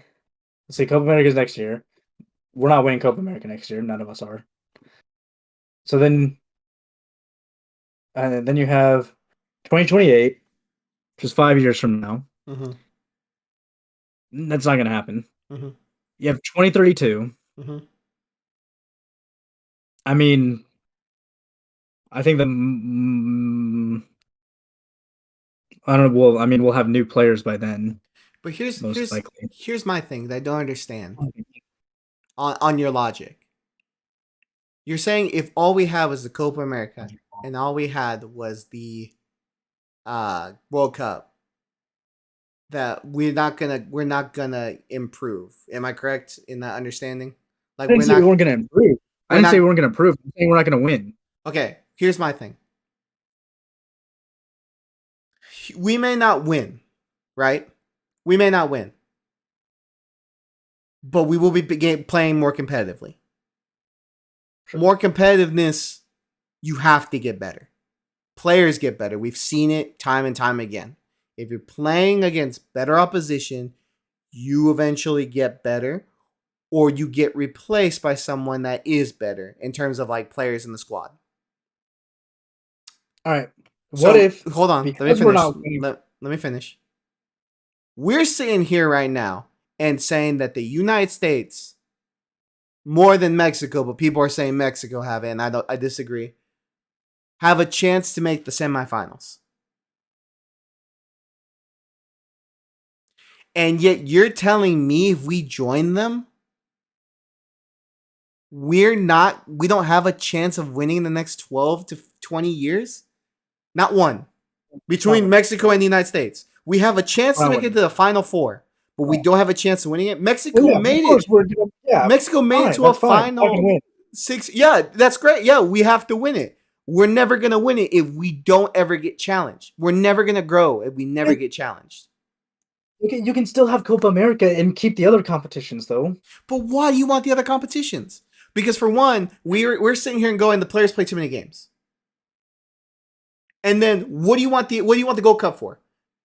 Because the Nations League, the only reason it's important is, okay, you win a trophy, and for right now, it's Copa America qualifications. Okay? What does the Gold Cup do? Exactly. Exactly. That's my thing. We'll agree to disagree, but that's my thing. It's like you can defend the trophies, you can defend the competitions, but there are nations that are way better than us that play in only 2 competitions, sometimes not even in one or the other or either at all, and they're better than us. All right. Let me pose this to you. Okay. What if, because we're not winning any trophies, football in the United States and Mexico starts to regress? That's what I told him. That is a very high possibility in the United States. Yeah, that's what I was thinking. In the United States, I could see it happening. Unfortunately for you, that logic doesn't apply to Mexico, as Mexico's number 1 sport is soccer, is football. Right. And I don't think it would digress. If anything, I think as long as the teams are being competitive in the Copa America and in the World Cup, I don't think that happens. I don't. And let's be honest right now anyways. Like, no one watches the Nation League's games. Like, we could probably pull up the attendance right now and it's poor. The Gold Cup has great attendance when it's Mexico versus the United States. And to be honest, when Mexico play in general, it's usually higher. When the Copa America comes here, that every American's going to be paying attention to it. When the World Cup's here, every American pays attention to it. No one really pays attention to the other in terms of like the nation as a whole. Obviously, there are a lot of Americans that are diehards for their team, and I'm not trying to take away their support, diminish what their team means to them. I'm not trying to do that. But I'm talking about in terms of quantity. Like, I don't think it's an issue for Mexico, like as much as for the United States, because when the national team plays friendlies, the fucking nation stops. So I understand where your concern is with that, but I don't know but like the only argument I can pose to you, and you will agree or disagree, is like, bro, what's better? Watch what, like, as a kid growing up, to you, what would be better? Winning all these pointless tournaments, or winning a not Gold Cup, winning a Copa America and a World Cup?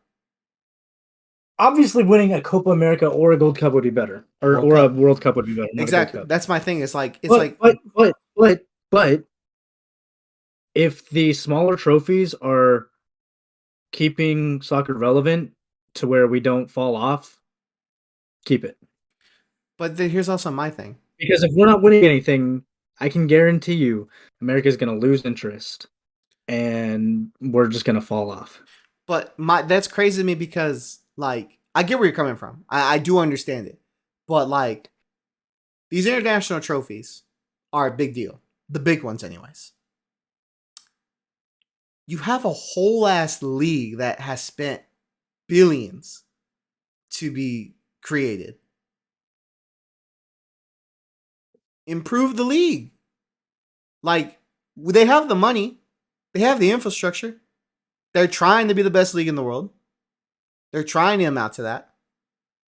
Let's not act like the MLS owners could not start putting out money like the Saudi Arabian clubs. Because they could. Well, they just have a wage gap in place. They could easily vote again to abolish that easily. I'm not saying it'd be good. Yeah, but U.S. sports believe in wage caps, and I don't disagree with them. Not gonna... I don't disagree with that. I think it's great. But my thing is like you spend all this money on these league on your league. You're telling me if your team, because let's be honest, the Gold Cup, how many games do we play in the Gold Cup? Mexico and the United States to make it to the final, including the final itself. 5 games, like 7, 5, 4, 5 or 4. Yeah, it's not much. How many games do we have to play in the Nations League to make it to the final? 4, including 4. The final. 4. So 4. So 9 games. So you have 5 games. So you have 9 games in total over 2 years before the Copa America. I'm sorry. If any fucking nation loses interest or in a sport because of 9 games when they have a domestic league, when they have all these things in it,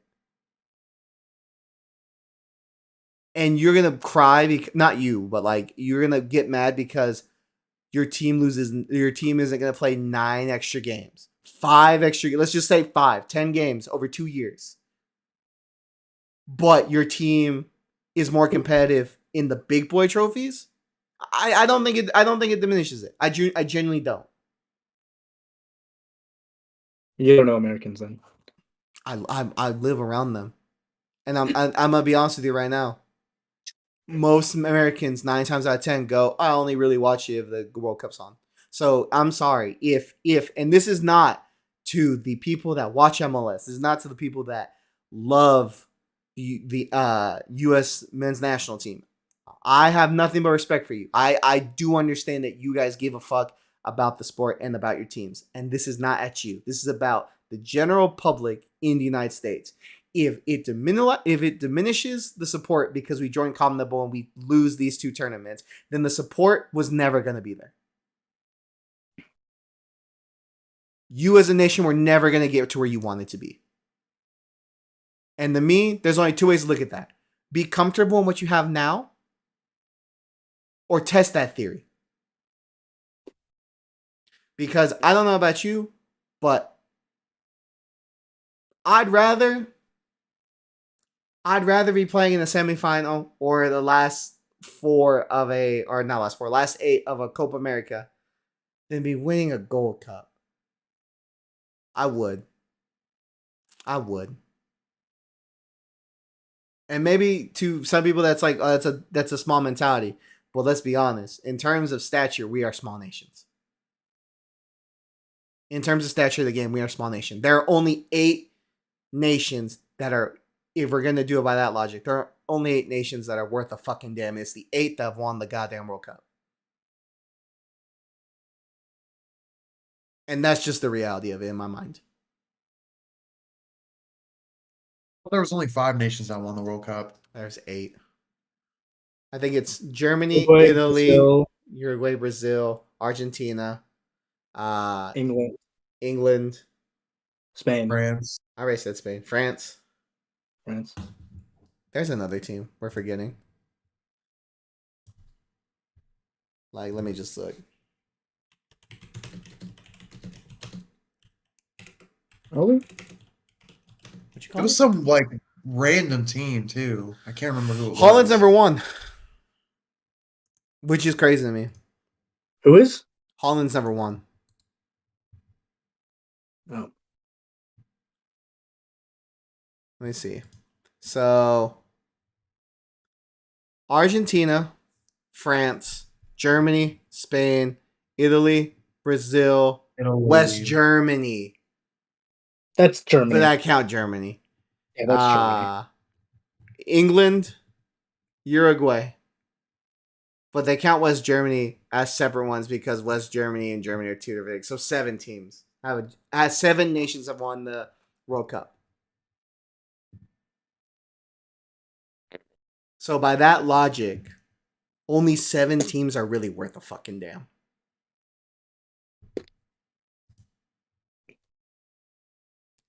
And I want to be worth a damn. So I want to be competitive. That's my whole thing. I don't care if we don't get rid of the Gold Cup or the Nations League. If we keep them and we join CONMEBOL, cool. Because you could also argue that they could join those competitions. But if that's the sacrifice you have to make to join CONMEBOL and become more competitive, bro, I'll take them. That's me. That's just me. I could see them joining the Nations League. I could too, but I don't see them joining the Gold Cup. But I am with you guys, though. If we have to get rid of one, get rid of the Nations League. You can keep the Gold Cup. I just don't see the point for playing Copa America. That's just me. I don't know. But anyways, Brandon, speaking of the U.S. men's national team, give us your take on the games that you guys had against Trinidad and Tobago. Like, how was it? I didn't watch either. Oh my god. I was at work. I'll be right back, but continue. What you want me to say? What I will say for the second match is, did you see Serginho Dest? Dude. The send off. How unprofessional he was for like the 10 seconds. Bro. Oh my gosh, dude. Do you even have a right back to replace him? I think we have Joe Scally, which Okay. low key we should start him instead of Dest. But that is so when I watched it, I know I was watching it and he kicks the ball away and I'm just like, bro, come on, like all the ref did was call a throw in not in the United States' favor. Yeah. Kicks the ball away, gets a yellow card. At that point, that should be it. Like, I don't know why you're going up to the ref making a big deal about it. I don't know why, like, bro could not let it go. I don't know what his problem was. And then he gets another yellow card. Yeah. Just like, bro, like, how long have you been playing the game? How old is Serginho Dest? At 23, 24. I think he's 24 now. Doesn't he have like over 50 caps for you guys too? Oh, I don't know about that. Well, I didn't mean to interrupt you. I just think that I agree with you. That's why when you were going, like, how long have you been playing the game? That's why, like, you're inexperienced at this point. You're an experienced international. It's not just that, but the teams that he's played for, Ajax, Barcelona, like, you would think they would have, Milan. Oh, Milan. You would think that he would have the withdrawal from playing with those clubs to be like, oh, I shouldn't do this. Yeah, but not, bro is a fucking idiot. But I also think maybe that also is a sign because, like, he's had how many teams? He's played for how many teams in how many years? Well, to be fair, at Ajax, he was really good.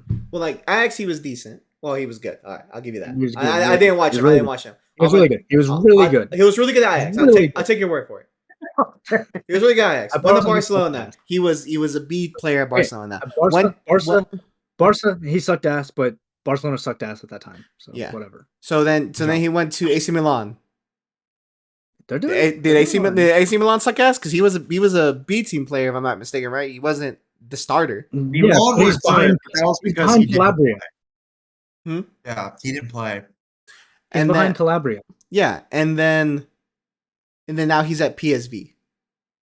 What I'm saying is not that he doesn't have the Listen, talent. What I'm saying is maybe that the also Eredivisie is his level. The Eredivisie is his level. maybe, and that's not a bad thing. I don't mean That's it fine. as a That's bad their shot. thing. Like, it's fine. Like, Eredivisie No, is good. no. That let me. What I was trying to say is, this isn't a thing of like attacking Sergio Dest based on like where he's played, if he was a starter or not. This is a Yeah, it sounds like you're talking about his mentality about like Relax. what'd you say? No, I was talking to I said, Brandon. nah. Just What'd he take say? the I said, leads. no, it sounds like you're attacking him. No, what I was gonna say is I was backing your point with perhaps the reason he keeps moving and no one wants to deal with him is because of the attitude. You might be right.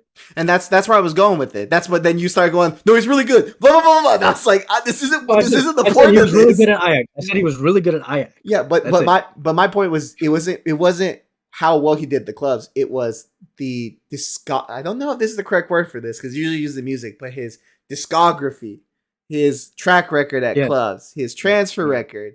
Like he's had four. He's had four. I don't know if that's the correct word for it. His discography. Yeah, you know Bro made albums him at and each of the Logic, clubs. bro. Him and Logic, bro. They were there neck and neck.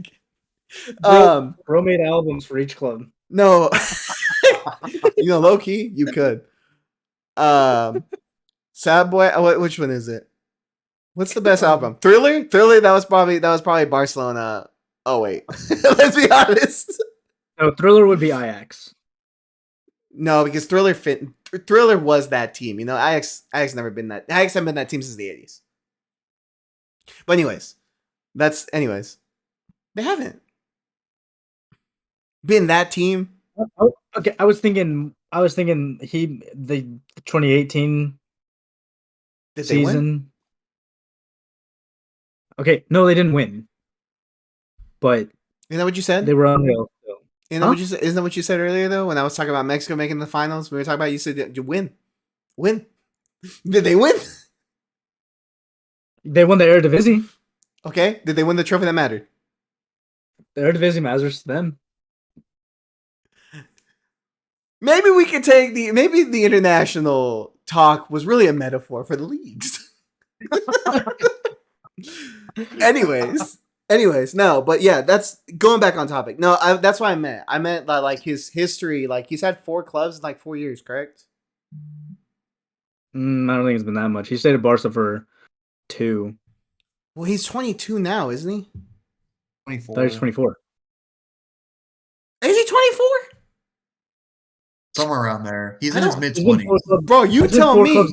I don't follow Serginho Desk. It's been 4 clubs in 6 years. Okay, but that's my thing is like I agree with you. I think maybe it's an attitude problem too. But anyways, I didn't mean to take that off topic, Brandon. Continue. You're What more was in the the topic? US. You're more in the US camp. The games. You were talking about that red card. Oh, I was just talking about Serginho Dest's yellow card and shades of 2014. Or no, Sage. No, yeah, no, shades of 2018 World Cup qualifying. Was it 2018? Yeah, shades of the final game in 2018 World Cup qualifying. Is that what happened? Away, a little bit. Just, I mean, I kind of knew away to Trinidad. It's just so bad for us. We're just away in Trinidad's just a curse for us. It's a tricky game. I like. It's a tricky game because their pitch is shit. Yeah, well, all the pitches are shit, so you can't make that an excuse. No, they're used to it, and we're not. Well, so are the other. Oh, Apparently, man. so are the other. All the other nations that don't lose the Trinidad and Tobago away. Who doesn't lose to Trinidad and Mexico Tobago away? for one. Well, you guys lose to Honduras away? Yeah, we did. Not Trinidad though. Bigger team. Yeah, you know who didn't? You know who didn't? The United States. The United States didn't lose to Honduras away. That's fine. We drew. We still won the overall leg. I just like that. We He drew. didn't say they won. It's we drew. No, not banter aside. What I was gonna say is one funny thing and then one serious remark. The funny one is, did you see Robinson's? I saw it on Twitter. Robinson's reply to Luca De La Torre.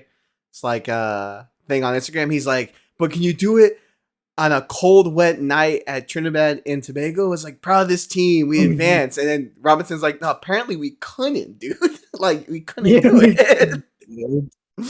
But I mean, no, we haven't been able to do it twice now. yeah, but on a cold, rainy night in Trinidad, even though it wasn't cold, just a regular rainy night in Trinidad. But what I was gonna ask you as a U.S. fan is seeing Jorginho Des, the mentality he has, you know, because in the games I've seen, he is a hot-headed player, right? To you, and I'm sure you're ready, but I'm sure this is probably something you disagree with Berhal, because I know there's a lot of things you guys don't like with his tactical choices and team selection. But seeing that, does that almost make you want Joe Scally to be the number one right back? Yes, absolutely. Been wanting it. Okay, that's kind of what I figured. Been wanting it since 28. Well, not 2018. Since he was born. Been wanting it since 2020. Been wanting it since 2020. Well, actually, since 2021. Been wanting it since 2021. Well, it's crazy to me that like a player like when I look at both players, you have a player that has gone to all these big teams, hasn't able to become like the starter, you know, has gone back to Eredivisie with PSV. Is doing good now. Is doing good this season, but like you said, it might be his level versus a player that since the age of 19 has locked down the right back position for a decently strong team in the Bundesliga. At Gladbach. Like Gladbach. I say strong. I know Gladbach go up and down, but Gladbach they're always a tricky team. Down right now. Yeah. Let me tell you what, they're down bad. But Joe Scally, Scally's been able to hold that position as a 19-year-old. That's like, and it's not because they don't have anyone else. He's been, to my knowledge, he's done well, and so he's decent. Yeah, he's decent right now. I mean, he was decent last season, and I thought he should have been the starting right back for Gladbach, but this season he's really taken that position by the horns and made it known. Yeah, so I mean, the horns, whatever you want to call it. And to me, he seems like he has been. He seems, when I have seen him play, I don't watch him a lot. Don't get me wrong, I'm not a Joe Scally fanboy, but when I have seen him play, he seems like he's older. Like he doesn't look like a 19-year-old. If I looked at Joe Scally and saw him like on the television, maybe in person it's different, but on TV, looking at him, he looks like a 25-year-old. He walks like he's an experienced right back. Yeah, like he walks like he's huge. The dude's jacked.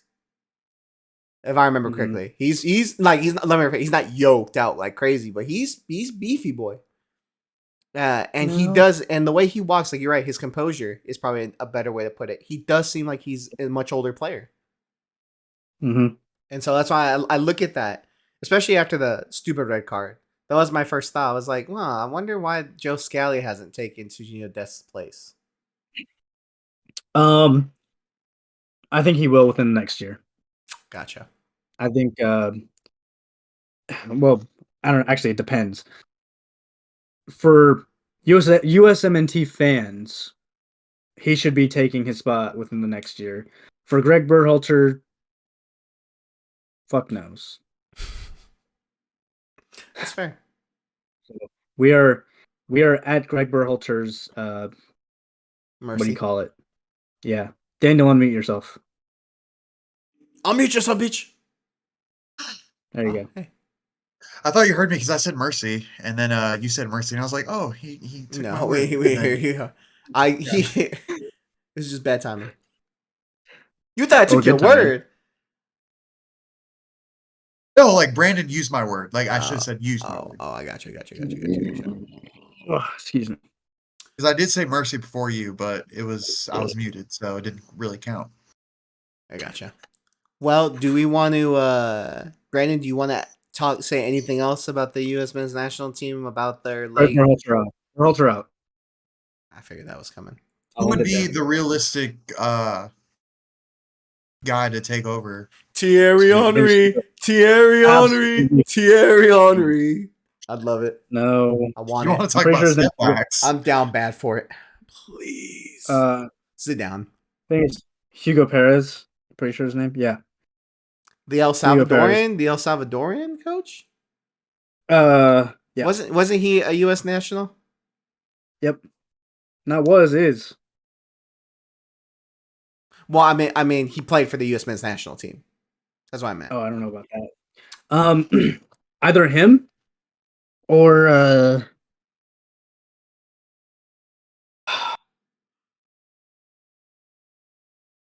SKC's manager, Didn't you want this guy Peter Vermees. sacked?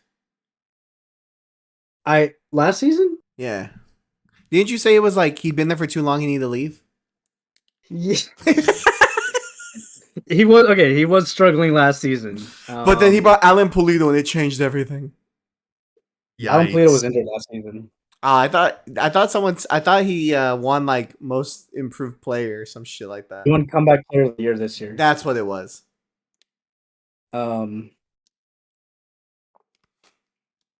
Truly say it all, really. Like, okay, last year was transitional period. We were playing old players because we weren't making very good transfers. This season we started out bad. This season we started the season 3-7. Yikes. Yeah, squeaked into the playoffs, and now we're in the quarterfinals of the playoffs. So he's looking pretty hot. Fair enough. Or the team is, I should say. Fair And I think he's adapted his play style a little bit because it used to be somewhat more defensive. It was always possession, but it was a little bit more defensive. Now it's a lot more attacking. And when I watch us play, do I get horny? That's always nice. Yeah, it's very nice.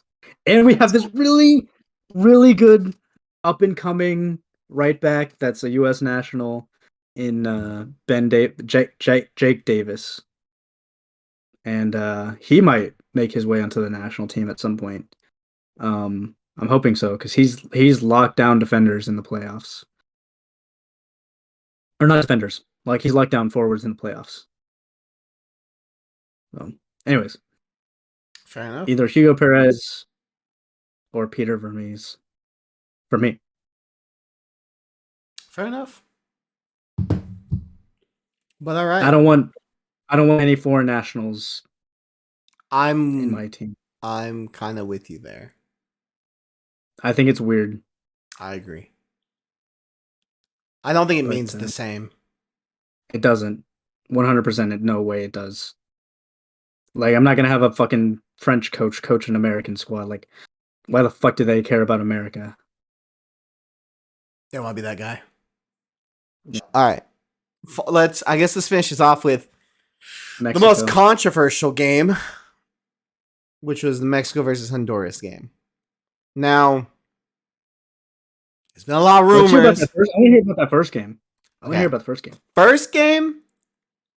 I'm telling you that me and Daniel watched the first game. Daniel, I don't know how you felt about it, but I felt like after the Germany game, I think the players came into it very arrogantly, which is not something you can do in the CONCACAF region, because they came in very arrogantly, and Jaime Lozano needs to learn a lot from these two games as a coach. He's a very inexperienced coach, and I understand that, but he's made some very bad decision making.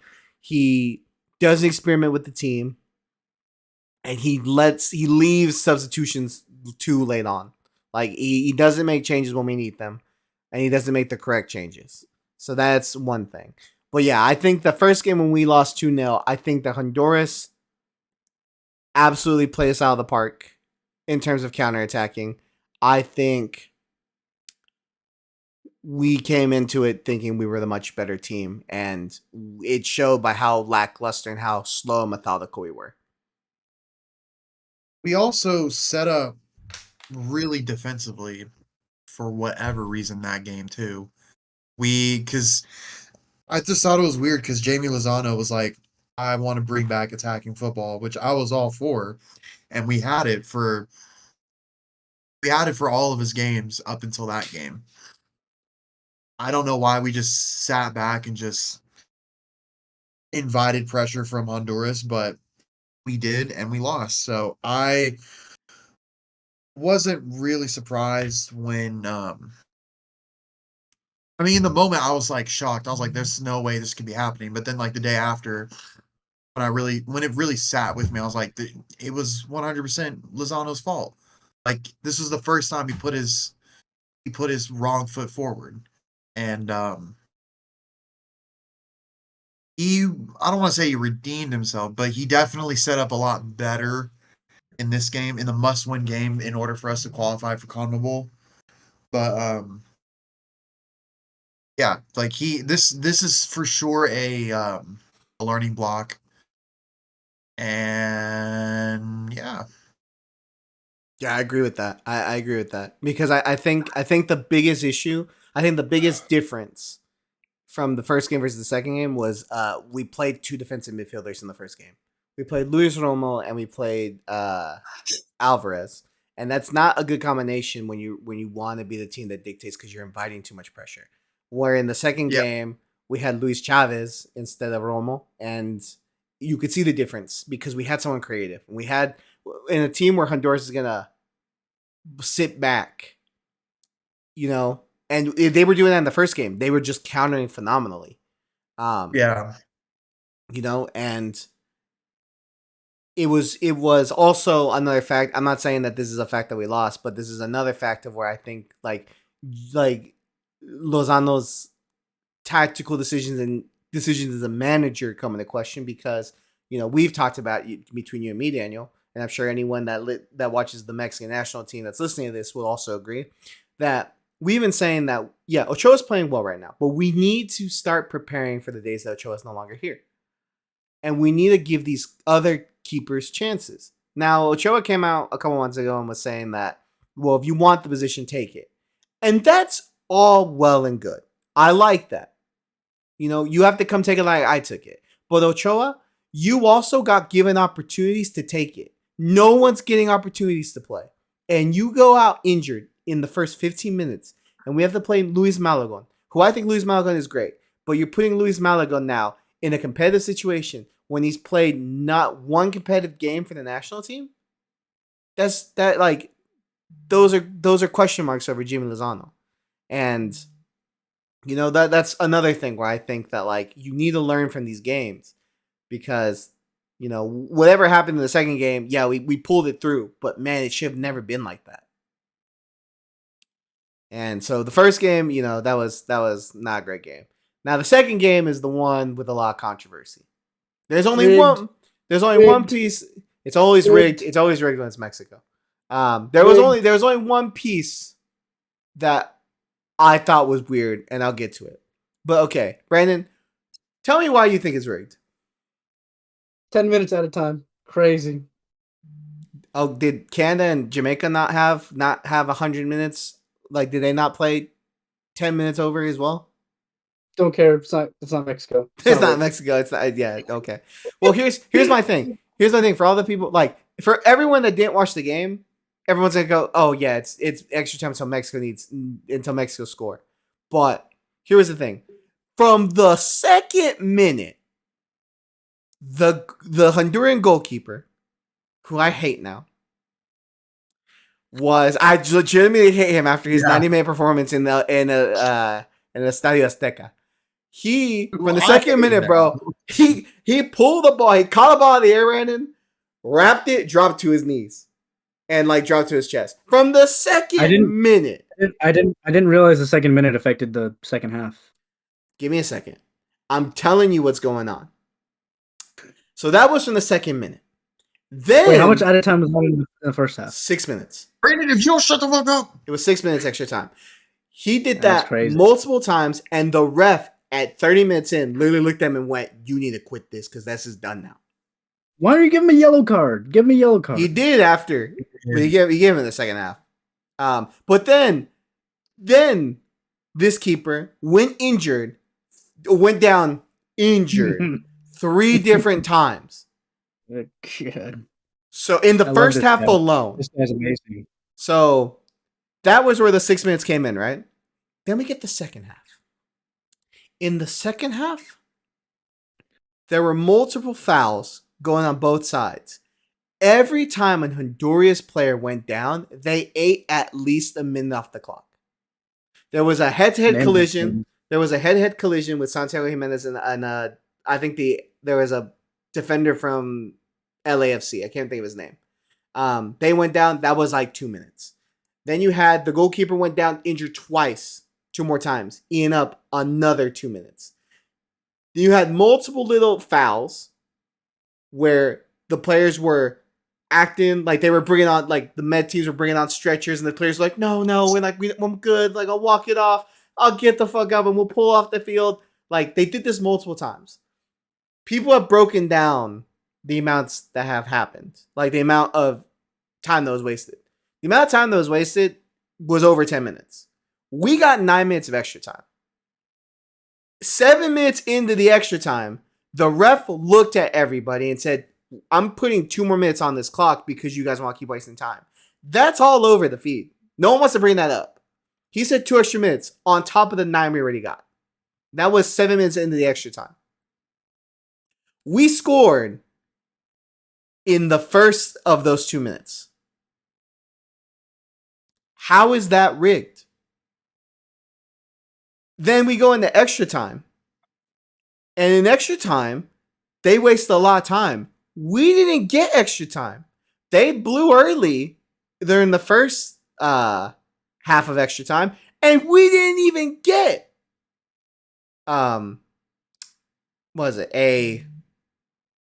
we didn't even get any extra time in the second half of extra time. And I know everyone's always talking about like the because the last 4 minutes, 5 minutes of the game, the homophobic chants came out. Okay, that's fair. But then End the game there. Give it to Honduras. But why? Because that's not regulation. Regulation would have been to pause the game twice, and then on the third altercation, do it. So even if they had paused the game, okay, we still had 2 more chances. That's not regulation now. That's just people wanting Mexico out. Valid. No. You know what's funny, Daniel? This is my biggest issue about talking. This is why I don't bring up Mexico at all on this podcast. Not that I do anyways in general. But like, did you just see how respectful you and me were during the USA conversation? And now we're dealing with this. Classic USA fan. Yeah, no, him and Edward. And I don't care. Like I'm here to talk about it, and like I'm genuinely trying to have a conversation with you because I just genuinely had a conversation with you about your stupid ass national team that sucks ass, and that you're over here laughing and stuff. Hey, it's a small nation's mentality, so don't worry about it. It's a nation that has a decent team for the first time since their creation, and they don't know how to act. Small nation mentality. No. They don't. I'm sorry. What have you done? Who's the only team in CONCACAF that's medaled? It's a small nation mentality. What do you mean? The USA. That's right. Wait, medaled? Medaled? Medaled in the World Cup? Oh, I'm sorry. The World Cup that was 100 years ago. That was also a different bracket that the USA got straight to semifinals. That one. It was a round robin. First of all. Oh my god! You've got to be fucking kidding me. And then what have the USA done since then? Yeah, Shit. that's that. Does Yeah, it matter? actually, Does it matter? yeah. Because No. if you want to sit here and talk like you're a big nation, sit there and talk like you're a big nation. Well, you're calling England a big nation. They are a big nation. They won a World Cup. Well, And they are in a better position to do it before Mexico and the United States both are. And I'm not the one celebrating nil-nils against them. Not with Gareth Southgate. Shit. Anyways, back to the actual conversation. So that was the only controversy I think that really was like, okay, that's kind of weird. The penalty shoot-off. Or shootout, because there was Mexico scored their first 3 penalties. He was so bad. And Honduras scored 2 of their first 3. And then Chino Huerta came up to kick, right? So the first like his first attempt, the goalkeeper saved it. All right. Well, they called it back because the goalkeeper was off his line. They showed the replay. It was off his line. All right, fair play. Like normal. Okay. I was like weird, but okay. This is where I think it's weird. This is the only part where I'm like, all right, that was kind of weird. So they let Chino Huerta take it again. Goalkeeper saves it. He goes the opposite way, saves it again. They call him off his line again. I don't like. Maybe he was, and by the laws of the game, sure. But that seemed harsh. Because I can't think off the top of my head many penalty shootouts where goalkeepers had two penalties retaken against them. Yeah. Like, I get the one. So what you're saying is rigged. No, I said that there was one part that seemed strange and we were still winning the penalty shootout at that point. So, I mean, no, I'm not saying rigged. That's the only part where I go, that's strange. That seemed harsh. Is where I'm going. Because, like, I looked at the replay. Yeah, by the laws of the game, yeah, he's off his line before the ball struck. But it seems But isn't the harsh. goalkeeper almost always off his line? That's what I'm saying. Like, the first one, it was pretty bad. The second one, I'm like, okay, yeah, he's off his line, but, like, it seemed harsh. Come on. That one, I was like, it seems harsh. Like, even I was kind of like, I don't like that. And then Chino Huerta scored, and then I think, did Luis Malagon save the last penalty, or did they miss it? He missed it. Yeah. So, like, even if that hadn't gone through, it was still 3-2 with one penalty each. So, anything could have happened. But worst case scenario goes to sudden death. Best case scenario for us, Mexico won it in that next shoot and that next kick. But we won't know. That's the only part of the controversy that I can understand, and it's the only one that's not being talked about. So, like, I don't get it, because like everyone wants weird that it's not being talked. What's up? Said weird that it's not being talked about. I think it's weird because it's the only one where, like, biased aside, it was strange to me. It just didn't seem correct. Not that, like, I don't know. It just didn't seem correct. But, like, but here's what kills me. Like, because, like, everyone's going, oh, bro, it was rigged for Mexico, bro. But, like, there were lots of other games that had over 10 minutes of extra time in the second half. Like, that kills me. Like, I don't care. Like, everyone's going to hate. Because, like, they're just going to hate. And that's fine. Brandon's doing it right here live on the podcast. What if Messi was on the Mexico team and that happened? They would hate more. They would do what we're doing right now. They would do what we're doing. Would you say it was rigged? Would you say it was rigged? I would say that they're trying to do everything to get Messi up there, but no one gives a shit about Mexico. There you go. Yeah, that's all I want. Okay. No one gives. I literally just had a conversation about how no one gives a shit about any of our national teams. No one gives a shit about CONCACAF. The people that organize the competitions in CONCACAF do. They do, and they have to make, like. He's talking about people outside of the CONCACAF. Okay, I'm not talking about, but I'm talking about which teams will generate the most views and make the most money for them. Yeah, but, like, here's my thing. I would get it if it was rigged, if it was like we went way over. But, like, 10 minutes not way over, except for this season. I mean, bro, like, but, like, that's my thing. It's every fucking game has been like that this season. Even a lot of the Final Four games were like that. How is that? Now, how is it a problem now that it's Mexico? That's my thing. How's it a problem now that it's Mexico? Like, no one's blinking an eye. Like, I'm bringing it back up because it was another big game where Canada lost. It may have not been because of a last-minute goal, but Canada lost, and they fumbled it, and there was 10 minutes of extra time. But no one gives a shit about that. It's just because it's Mexico. And everyone goes, and I get it because everyone's... Because the Canada thing wasn't salvageable. So it doesn't matter. Yeah, but Mexico was salvageable, and it was not like we were like... That's why they're making a big deal about it, because it was salvageable. Yeah, but my thing is like, here's my thing. I don't understand how someone could say it's rigged because, one, we still have to score the last goal. Edson Alvarez still has to score that last goal. We had 9 minutes of extra time. Within those 9 minutes of extra time, when the players were going down injured, the ref literally looked at the coaches, looked at everyone. It's on the highlights. You can go back and look. He shows everyone, I'm adding 2 minutes. I'm adding 2 minutes. He physically shows everyone he's putting 2 minutes on the clock. And we score at the 100-minute mark, the 10th minute of now 11 minutes of extra time. Because the Honduran players wanted to waste time. That's not uncommon. We know that when there's extra time, if people are time wasting, there's going to be more extra time. How many games actually stop at the allotted extra time? All of them. None of them, and you know that. But That's not true. Some of them. Some of them do. Some of them do. Some of them when players are being classy and not fucking going down and being injured for every five challenges. So, I get it. Like, this is my thing. I get it from the Honduran point of view. Like you have to waste time. You have to do what you can to make it. But also, if you're gonna waste time, you also have to realize that there are consequences. You can call it a robbery. We still had to score those 2 goals. Your players also had 2 golden opportunities to score at the Azteca. You failed to score. Who's your? What, up to the Honduran players. Luis Palma had 2 opportunities to score. 2 opportunities to score, and they fumbled it. Mexico had to go and get 2 goals. They got a goal in the first half, they got a goal in the second half to take it at extra time.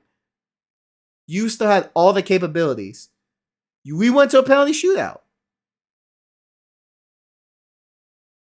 Besides the extra retake that I think is harsh, you still have missed.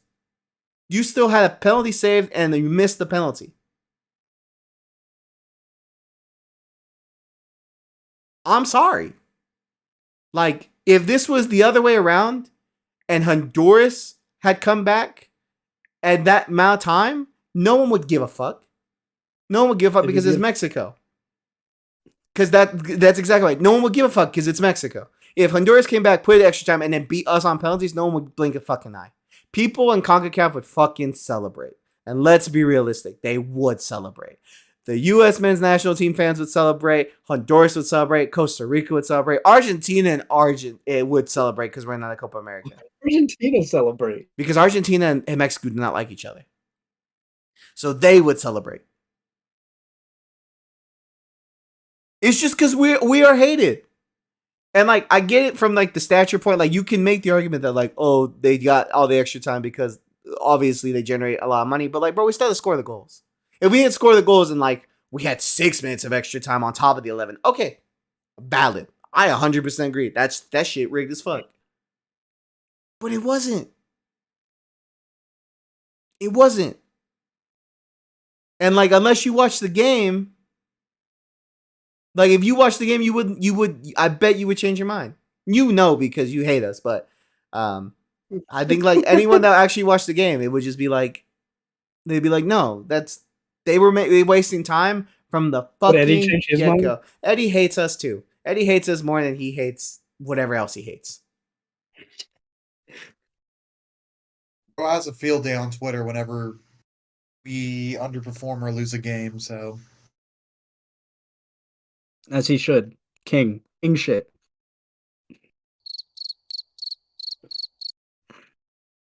But yeah, so I mean that's the only controversy part about that's to me the only thing was the penalty shootout. That extra take was harsh.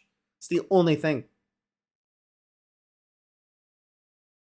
And yeah, but no one brings that up. Everyone just wants to bring up the extra time. Us scoring that last minute goal took us to the Copa America. It just took us the extra time. Which took you to the Copa America? No, because we went to a penalty shootout. Honduras still could have scored. That's my it's my thing. I know it was 50-50 at that point. And we almost didn't go. And we had multiple opportunities and we fumbled them. And we took it to the death. And like that's just the reality of it. I don't know. I don't really have an argument for it because I feel like if anyone actually watched the game and then you just go off the 10 minutes of extra time, that's practically normal this year. No one would blink an eye. No one would say it's rigged.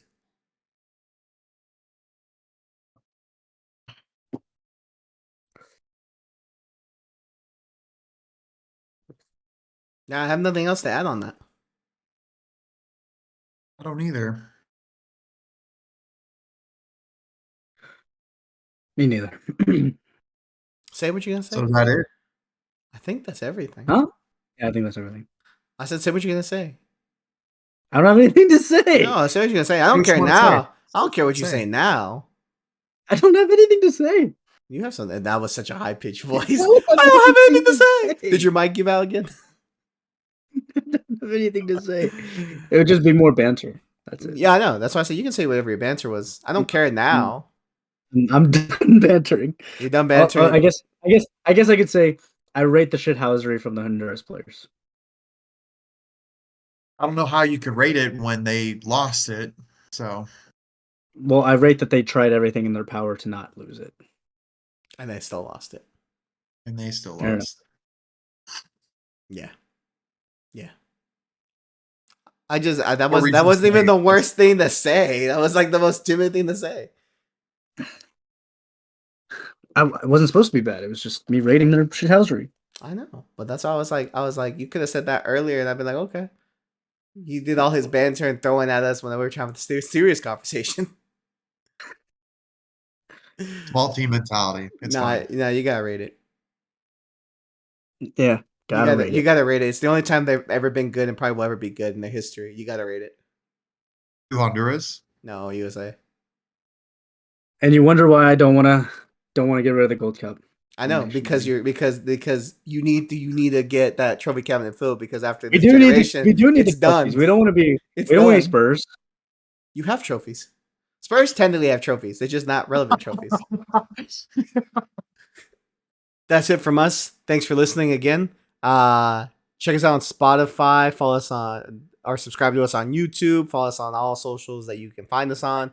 We are going to try to start doing more shorts, more TikToks. It's just very hard, and we added another editor to our team, Brandon. So hopefully that takes some of the load off of all of us, and we're able to start working on more projects. So hopefully there's more to come. But anyways, talk to you guys next time. Peace. See ya. Deuces.